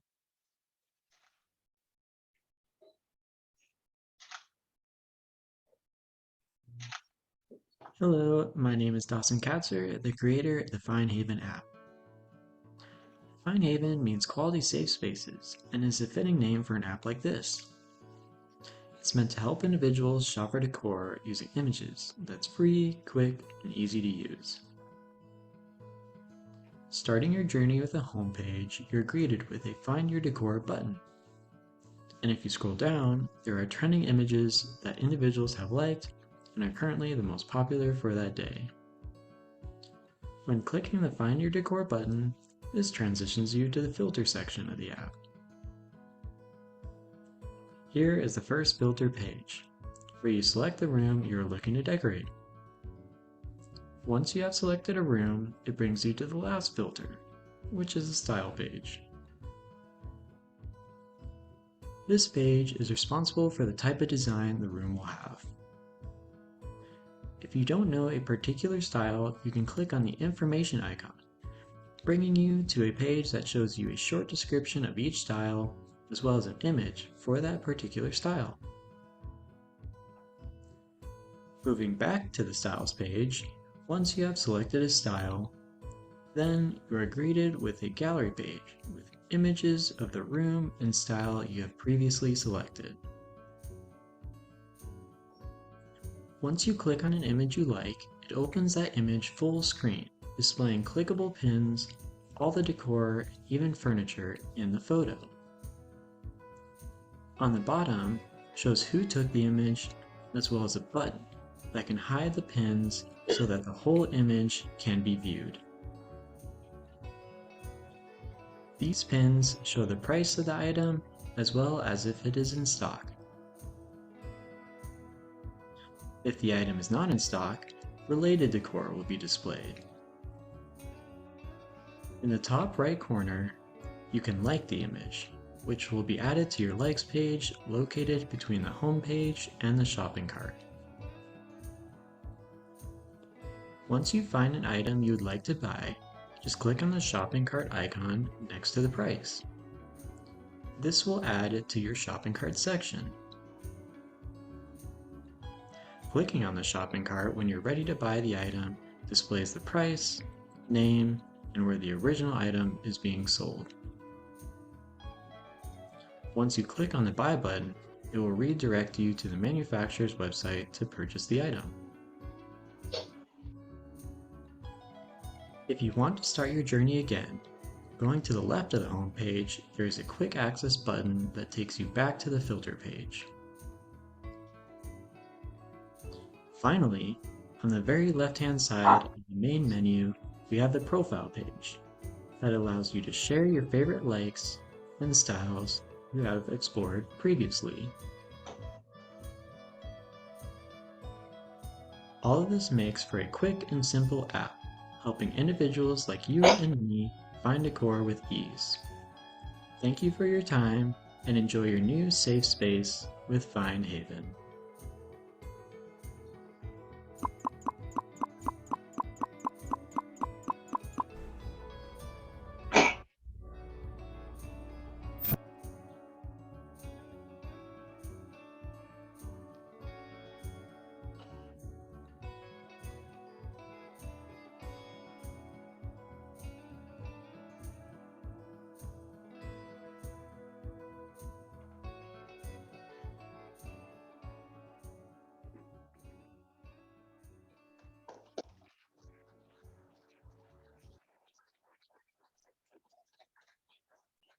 Excellent job, Dawson. Questions for Dawson? Professor Perry. Dawson just up there making HCI so proud right now. So well done. Everything about that app, the UI, UX is so pleasing to look at. It's the pins, all the details you've added, and the ease of being able to take that singular piece of furniture and going straight to the manufacturer's website is just genius. So very well done. I don't have any comments besides like, what's next? What's next for this project? I don't have any plans at the moment. You definitely try to find someone to build out the back end and stuff like that, because it is a great concept. And I think it makes home buying or home decorating just so much simpler and so much easier for someone like me who hates decorating. So. Dr. Singleton? It felt like watching a real commercial. Very well done. Thank you. I like it. David? Yeah, same thing. I mean, you can tell you put a lot of thought into everything. I mean, any question that I had was instantly answered within the video. The only thing that I can think of is it's kind of like Pinterest mixed with like Amazon, and honestly a perfect app. I mean, I would use it. I think the only thing that I can think of is having other people upload images of their room and like their decor, and then them being able to like put in links to what they bought. I mean, you could build an extremely large community just based off of that. Yeah, I'll definitely think of that. You, Henry? Yeah, so excellent presentation. One thing also to think about is there's the idea, you said go to the website of the manufacturer. But if you can go to something like Amazon Associates, you can receive part of the money for them buying the product, right? You can monetize your app by having them buy the things that they find through that app. So looking into like a Google Lens to identify what the products are, search for them on Amazon Associates, get paid for them buying it, not just send them to the website of the manufacturer. Yeah, that's the one thing I was asking is how is this different from Google Lens? I'm kind of unfamiliar with Google Lens. The Google Lens identifies items and pictures for you and gives you contact information. Oh, okay. And he put his references at the end. Yeah. So you like that. Principal Teal? Dawson, exceptional presentation. Looks like After Effects has been treating you well, for the most part. Yeah, just kind of echo a little bit what Professor Henry said. If you were to scale this from a business model perspective, when you're looking at the reference images that create, some sort of inspiration for the user, are your pinpoints can be tailored towards a specific retailer? Like, for example, if you see this really cool like layout, does that go straight into like living spaces or world market? Opposed to like maybe having a collection of retailers where you're able to get the candle from, like Pier 1 Imports, then maybe you get the curtains from Walmart or whatever it may be. Have you thought about how you want to kind of tailor at least that business model approach for it? I'm not sure. Right now, I'm kind of thinking about like social aspect. So individuals will post their images and they're responsible for putting pins. But I can have, companies come in and stage specific rooms for their company. Right. Cool. Awesome project, man. Thank you. Patrick? I also wonder, like, in terms of that business model perspective, if you could have like a list of every manufacturer item and all those from the cheapest one if they want to like other options that they could buy from. Be careful. Good idea. I could add a filter.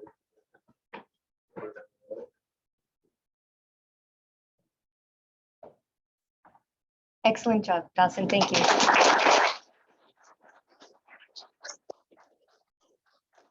This concludes the artificial intelligence, advancing computer science, and human-computer interactions portion. Now we're moving to our last program, which includes robotics and embedded systems and digital maker and fabrication. Next up, we have Max Edward, a double major in robotics and digital maker with AutoVisor. If you've ever ridden a motorcycle with a helmet on before, you know the routine of lifting the visor every time you come to a stop, want to talk to someone, or simply want some fresh air.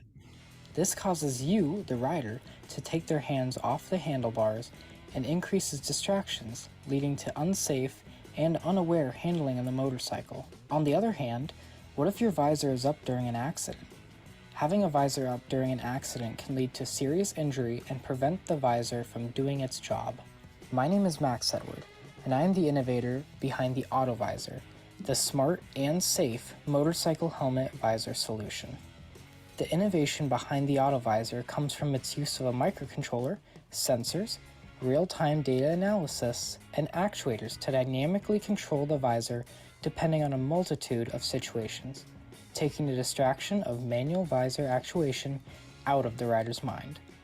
This vastly improves rider safety and awareness by allowing the rider to maintain control of the handlebars while also focusing on the road. The AutoVisor allows any rider to never have to take their hands off the handlebars to mess with their visor ever again. Using the engineering design process, I was able to come up with designs, develop many prototype revisions, and experiment with different components to get the perfect form and function for the AutoVisor. The AutoVisor system starts with collecting rider movement data. Using the MPU 6050 accelerometer, gyroscope, and magnetometer, it senses rider acceleration and head angle. This sends information to the brain of the system, the Arduino Pro Micro microcontroller. The Pro Micro compares values within its program, and if conditions are met, it will send commands to the A4988 stepper motor driver. This driver then controls the dual NEMA 17 stepper motors to actuate the visor quickly and accurately. The auto visor works as an attachment device, meaning it can be adapted to any motorcycle helmet with a visor. This allows the rider to use their favorite helmet while the auto visor maintains safe control of the visor. The auto visor is for any motorcycle rider, male or female, between the ages of 18 to 65 who have a motorcycle helmet that utilizes a visor for facial protection. The auto visor can also work with modular helmets and helmets with built-in sunglasses. The auto visor has two primary functions, the auto raise and auto lower function, and the emergency auto close function. The auto raise and auto lower functions operate whenever rider conditions are met, which signal the visor must be raised or lowered. For example, if the rider quickly tilts their head in the upwards direction, the visor will open. If the rider quickly tilts their head in the downwards direction, the visor will close. Furthermore, the visor remembers its current position, so if the rider mistakenly tilts their head upwards after the visor is already open or downwards after the visor is already closed, the visor will not move. The auto visor is calibrated every time it is turned on, so it will store current conditions to ensure accidental actuation does not occur. Safety is paramount when riding a motorcycle. As such, the auto close function is extremely important for any riding condition. This function ensures that if an accident is detected, the visor will quickly close and remain closed until the rider is safe. Utilizing both gyroscopic and acceleration data, it can detect when an abnormal riding condition is met, such as reaching high acceleration suddenly or head tilt in an abnormal direction. When this happens, if the visor is open, it will rapidly close the visor and lock out the auto raise and auto lower functions. This results in the auto visor locking shut, protecting the rider during the duration of an accident. Once the rider is safe, they can power cycle the system to return the system to normal operating conditions. The auto visor is a one-of-a-kind product with no similar products available on the market, making it a true innovation with plenty of room to grow within the motorcycle community. With all that being said, please enjoy the design and testing of the auto visor, the smart and safe motorcycle helmet visor solution.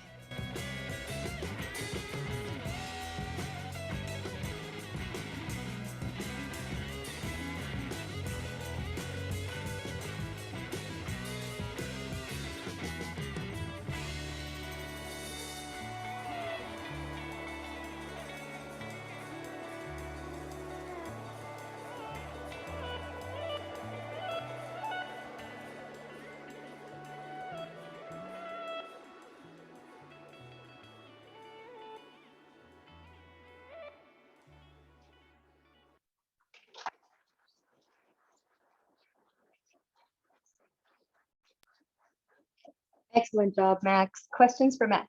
Professor Creighton. A quick question. So, and I don't know if I asked you this before or not, because I'm trying to come up with a question I haven't asked you. Because I've been asking you, I mean, over the last year, there's been a lot of back and forth.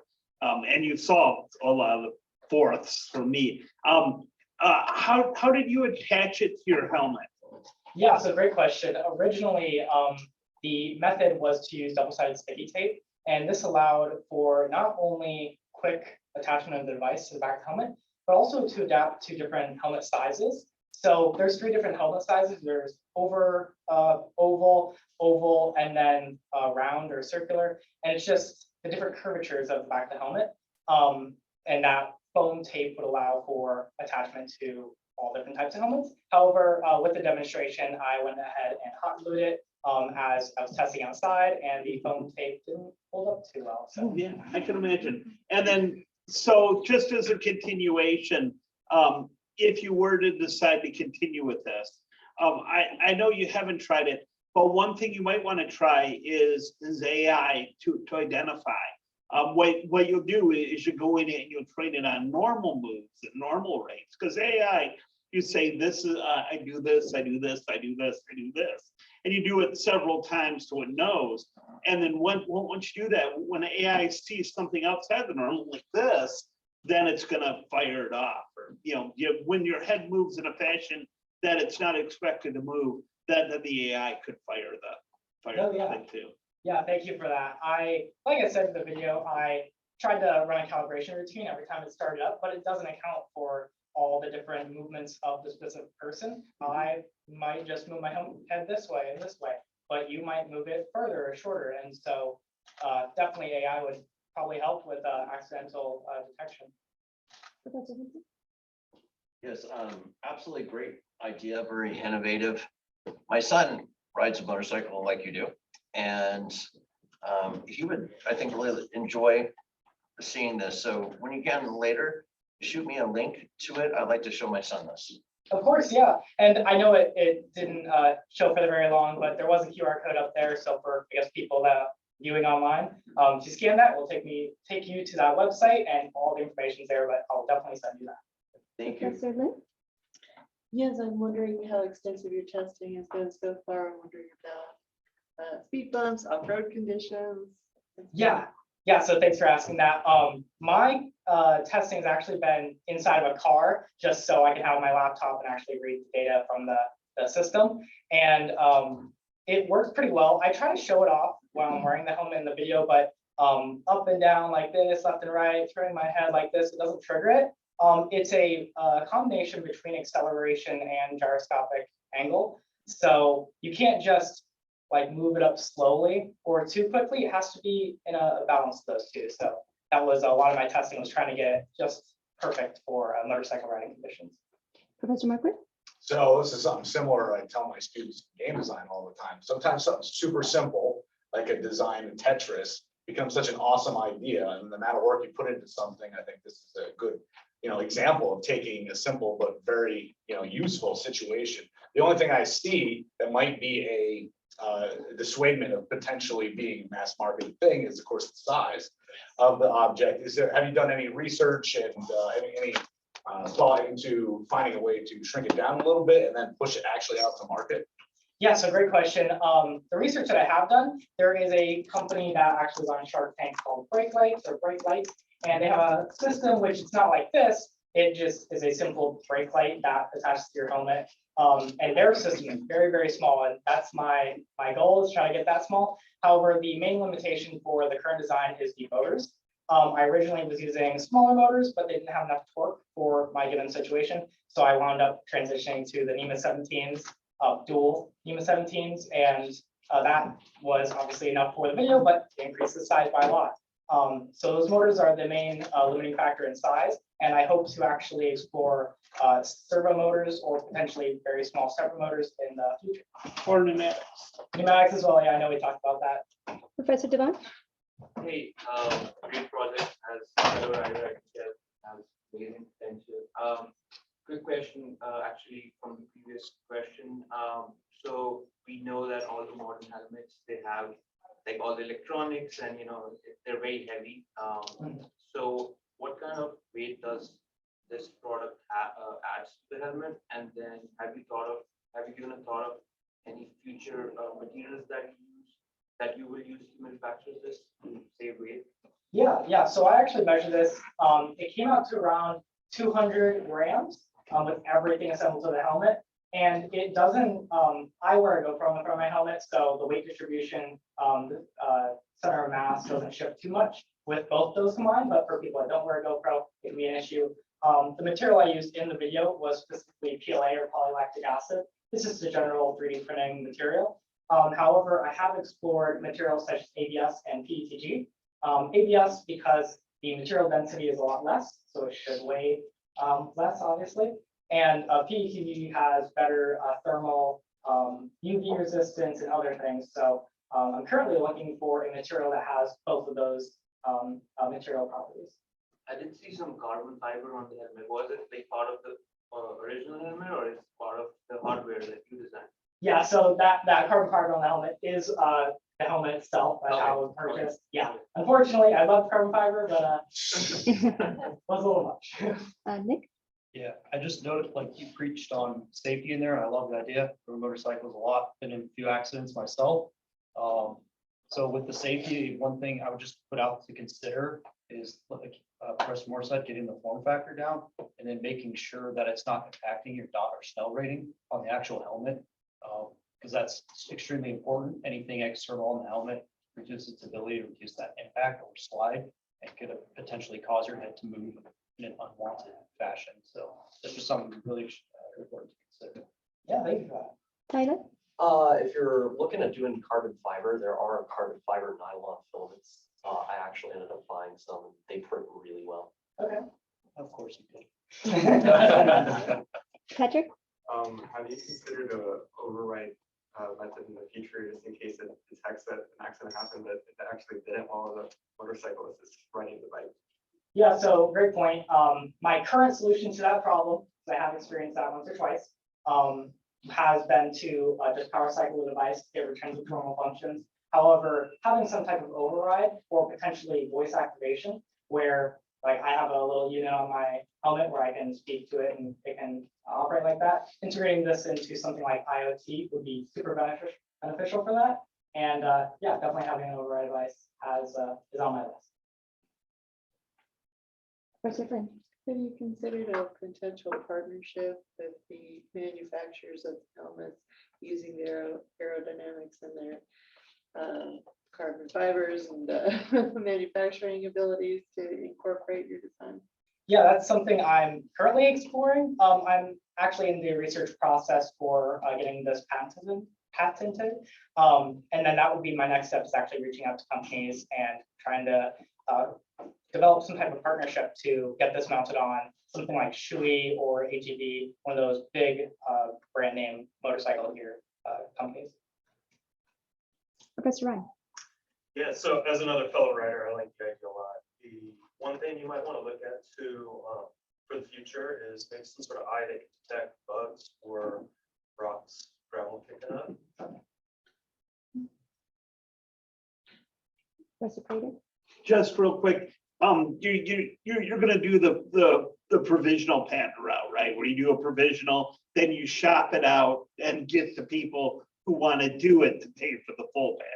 Right, yeah, I explore both methods of like developing a full patent or a provisional one. And that one seems like the more viable solution for where I'm currently at. Yes, $60 isn't bad. Right. Excellent job, Max. Thank you.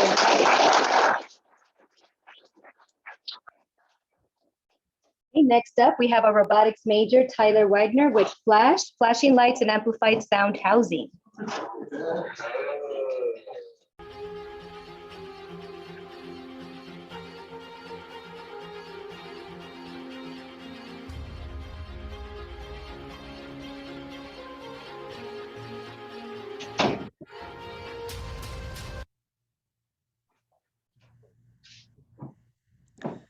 Hey everyone, my name is Tyler Widener, and this is my SIP project, FLASH, which stands for Flashing Lights and Amplified Sound Housing. So I'll start with a question to the room. Do you guys like things you can customize, that you can add your own personal flair to, make it your own? Well, Flash makes that a whole lot easier. You could attach this device onto any Nerf blaster and add your own lights and sound. Want it to look and sound straight from Star Wars? Or maybe go realistic and make the lights orange. You could even make it play musical notes and have the lights pink. Flash allows you to change all of these features with the onboard and easy to navigate menu. But enough talk. I will do a live demonstration so you guys can see firsthand. Alright, so first of all, I turned it on here. Right off the bat, it is good to go after it finishes the startup sequence. If I fire a dart, the lights flash and sound plays. Now, of course, no one wants to always stick to the default settings. So if I go to the color menu option, and by scrolling down, I can pick from any color of the rainbow. At the bottom, there is even an option to set RGB values directly. That way you can set literally any color on the spectrum. For right now, I will switch to green. And now if I fire a dart, the lights flash green. So next is sound. For sound, there's an onboard SD card. This can take any WAV file of the correct format to play. All the user has to do is put the file on the card, and the device inside handles everything else. If I go to the sound menu here, it lists all the files that are on the card. I simply have to pick the sound that I want. And the next time the blaster is fired, it plays the new sound effects. This brings me to my innovation claim. Flash offers fully customizable lights and sound as a modular system, which means which no other product on the market can do. Some fun facts about how the project works. It is powered by an Arduino Uno, which handles all the various processes of the device. Additionally, there are menus for changing the volume, as well as a knob to change the brightness of the LCD screen. The entire project runs off of a 9-volt battery, which, if this was an actual product, would be upgraded to something that would last a little bit longer. Finally, some business math. The total cost of components for this project is approximately $40. This means that, if this was a product, it could be reliably sold for about $75. This is quite affordable for a project like this, and such a product would cater to Nerf enthusiasts, young and old alike. Some sources used. Nerf is owned by Hasbro exclusively. This product is intended as an add-on applied by the end consumer.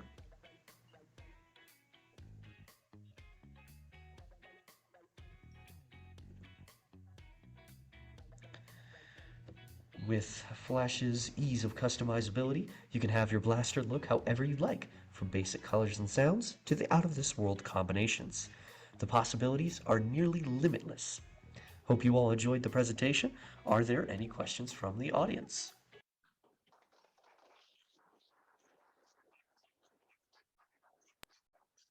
Great work, Tyler.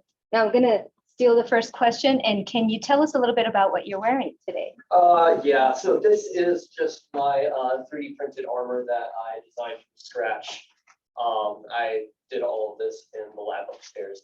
This is just of my own design. Definitely Star Wars inspired though. Professor Michael. How many UAT nerds were using the testing of the splash gun? So I actually didn't end up running this in a game. It was just used against targets. Mostly because there was still some fastening that needed to be done of the actual device. Professor Dibbins. So for your design, I see the enclosure. Were there any features that were difficult and you have to go through the iterative process? There were a couple things that were a bit difficult. The most difficult thing was actually getting everything to fit inside the device, because I have a lot of components inside that little box there. An Arduino Uno, SD card reader, 12-volt speaker, the list goes on. Fitting all of that in there was probably my biggest challenge, and I actually had to redesign it to make it a bit bigger. So when you were firing your blaster, did it change your biomechanics? Like you have to like lean towards the other side because it's on one side of the gun, right? It's actually not that much of a weight. Okay. You definitely can feel the weight when you tilt it, but it's not as much as you might think. Professor Prater? Yeah, it probably helps because he's using two hands instead of one. And I would imagine it'd almost be more of a torque than a probably. For me, my question, the mounting of the device or components, are those stock rails it mounts to, or did you create those rails specifically for the item? So it can mount onto standard Picatinny rail, and I also have an adapter that allows it to go onto standard Nerf rail as well. Okay. Patrick. I know the focus was on specifically Nerf guns, but I could see this kind of being applied to the laser tag industry, where like players could have in their arena their own custom sounds and stuff to distinguish themselves. I didn't think of that. That is a pretty cool idea. Yes. It seems right now that it's kind of preset sounds and colors. Any idea of the future to have people be able to like plug it into the computer and add more sounds or? So for adding sounds, there's an onboard SD card. Literally any .wav file you can put on that SD card and the device will read that. As for lights, there's a option menu for custom and you can set individual RGB values. So you can go with literally any color on the spectrum. Professor Jones via Zoom says that hilariously huge muzzle brake is primo. Any other questions? Thank you very much, Tyler.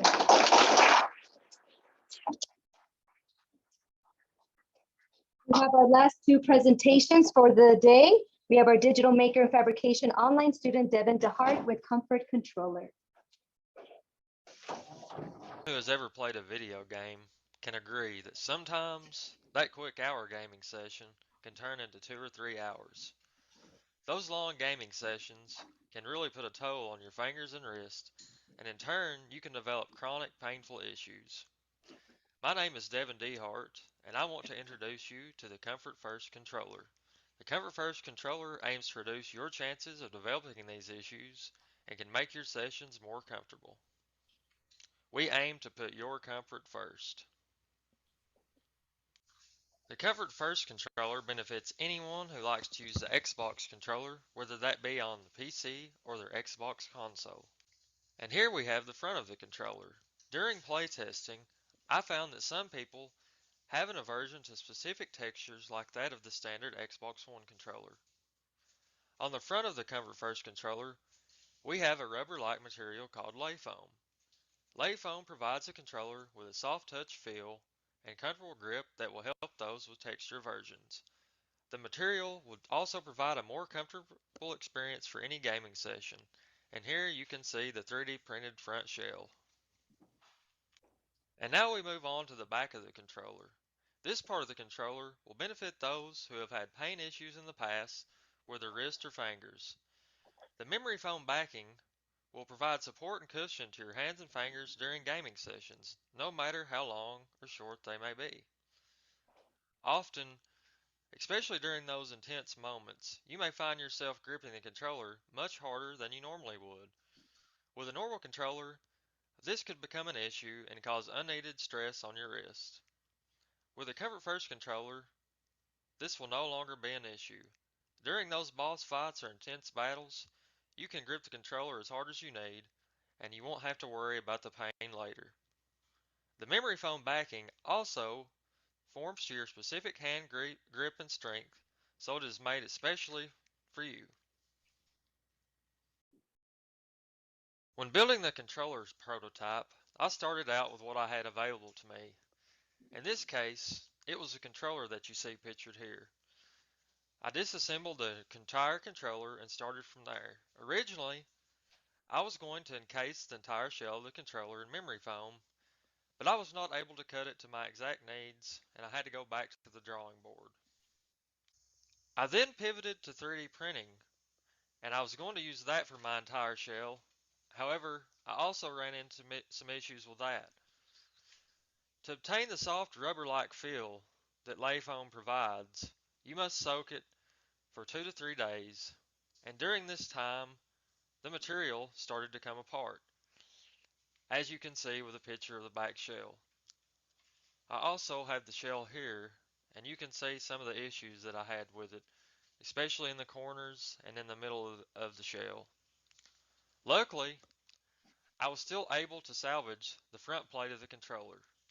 This required some gluing and stretching of the material. For controller stability, I used the original plastic hand grips with memory foam attached for the back of the controller. I used the block of memory foam, and then I then cut the pieces to fit the controller grips. After many trials and errors, the rough but completed prototype was finished, and here it is. As you can see, there are some issues with the front here, but overall, the prototype is working and functioning as intended.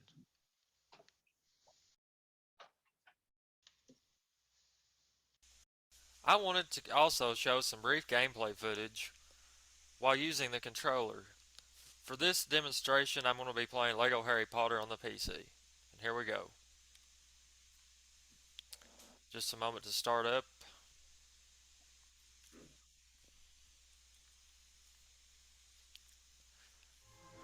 And as you can see, we have the controller connected to my PC here.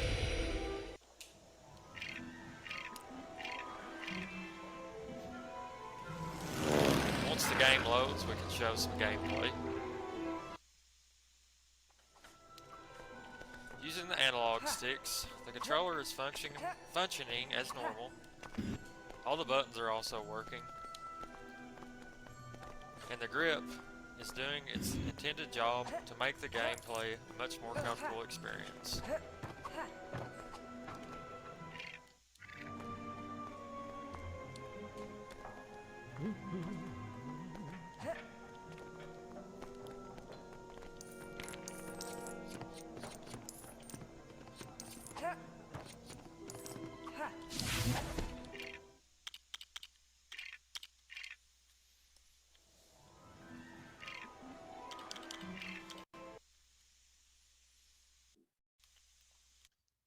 In my opinion, gaming is meant to be for everyone, and the Comfort First controller allows everyone to experience gaming as it should be.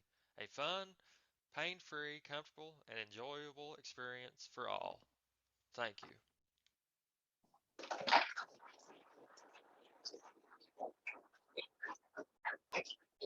Sure, Devin is joining us via Zoom. Devin, are you there? Okay, any comments for Devin? Professor Devon? Just in future, we can probably explore some of the flexible materials that other 3D printing technologies have, like SLA. So, because I did see like the resolution on his prototype wasn't the best, so something like the flexible resin from Formlabs is a resin that Kevin can use and have a better resolution of the design, so that it's a better feel of the hands and it's more feasible. Okay. Versus 3. Very cool idea, but I think kind of same thing. I would be worried that the big thing with controllers nowadays is adding buttons and paddles to like the back of it and customizing a little bit. And I'd be worried that that controller fit would then no longer fit on that controller. But I think there's some really cool aesthetic things you can do with that cover and make like a whole brand of different, video game pictures, anime stuff, and have that customizability where people can customize aesthetically their controller. Professor Prater? Just to comment, the controller covers is going to affect the haptic feedback too. So you're not gonna feel it vibrate as well as you would if you use the stock controller. Dave? I mean, just a comment to piggyback off of everybody else's here.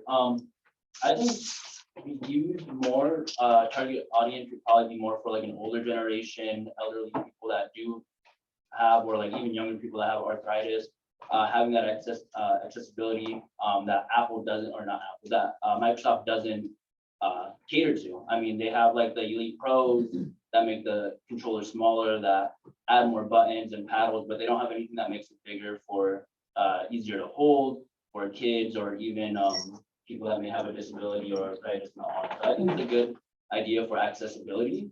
Maybe not so much as comfort for like the normal person. Because I know me, I typically cut scenes, tense moments, I just set the controller down. All right, thank you, David. All right, thank you, Devin.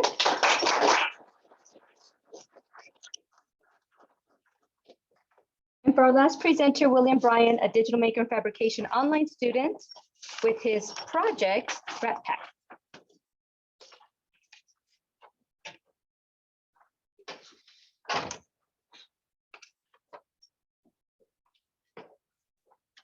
Did you know improper storage of electronic tablets causes deadly fires? Today, I bring to your attention a product that not only addresses the pressing concerns of fire safety on board ships and submarines, but also offers unmatched adjustability, ease of use, and durability. Imagine a solution that seamlessly integrates technology while ensuring vital ventilation ports remain unobstructed, granting full access to buttons and charging port. A solution that simplifies tablet removal and stands strong against the demanding marine environment. I present to you the Rack Track, a game changer in tablet storage that sets new standards for safety and functionality. When it comes to fire safety, every measure counts. The Rack Track has been meticulously designed to prioritize safety without compromising on convenience. Its unique construction allows tablets to be securely stored within coffin racks while ensuring that important ventilation ports remain unobstructed.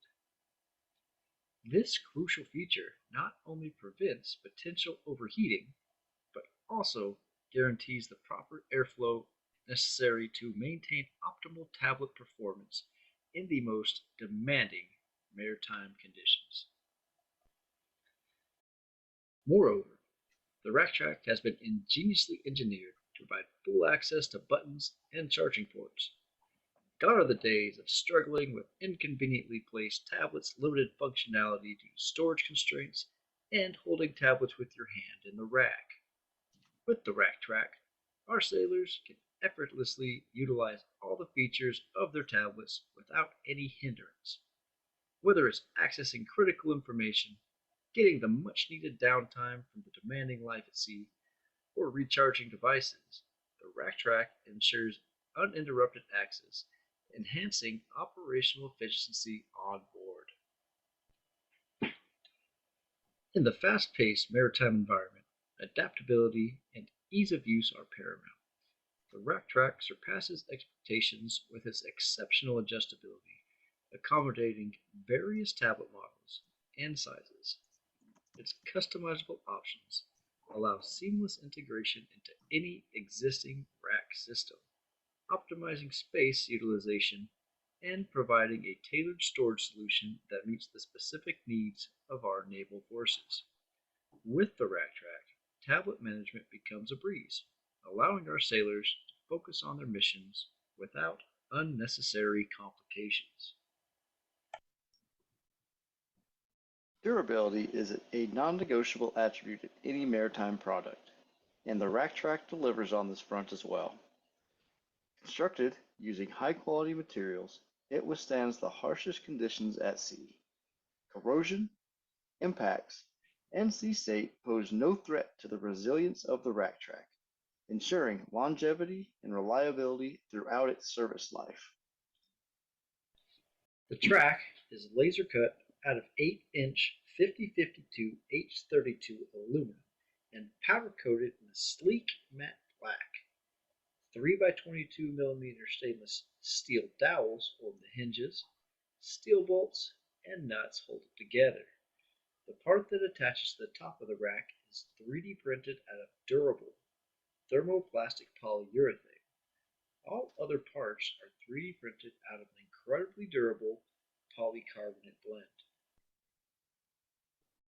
In conclusion, the Rack Track embodies a new era of tablet storage that merges fire safety, adjustability, ease of use, and durability into one groundbreaking solution. By implementing the Rack Track, we prioritize the well-being of our naval forces, streamline operations, and empower our sailors with the uninterrupted access to the technology they rely on. Together, let us embrace this transformative product and elevate the standards of tablet storage on our ships and submarines.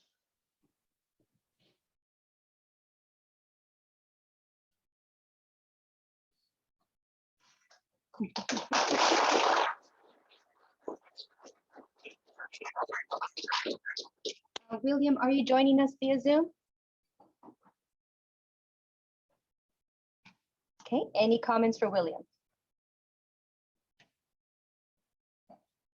I wish I had it when I was on ship. You served in the Navy? I was in the Marines. Marines. We just catch rides. Thank you for your service. No comments? Okay, that actually concludes the summer 2023 SIP showcase. Thank you everyone for being here and for sharing in our celebration of our students' accomplishments. A couple of friendly reminders.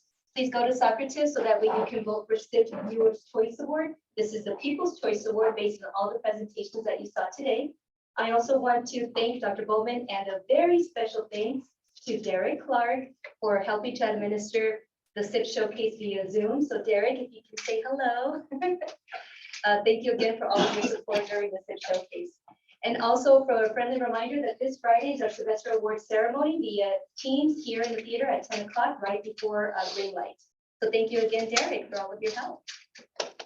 Thanks, Deb Suri. And I want to take a moment to thank Deb Suri. She puts a lot of time, effort into organizing all this, getting all the SIPs in place, making sure that everything goes off, hosting everything, and finally putting up with students and faculty who don't know how to deal with deadlines. So thank you for everything that you do. Makes our life easier. Oh, my pleasure. All right, everyone, thank you very much for your time.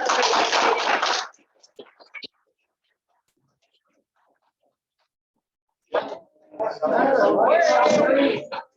Oh, yeah. Just big camera or your mom. No, I'm going to get it. My mom actually did it. It's ready to go.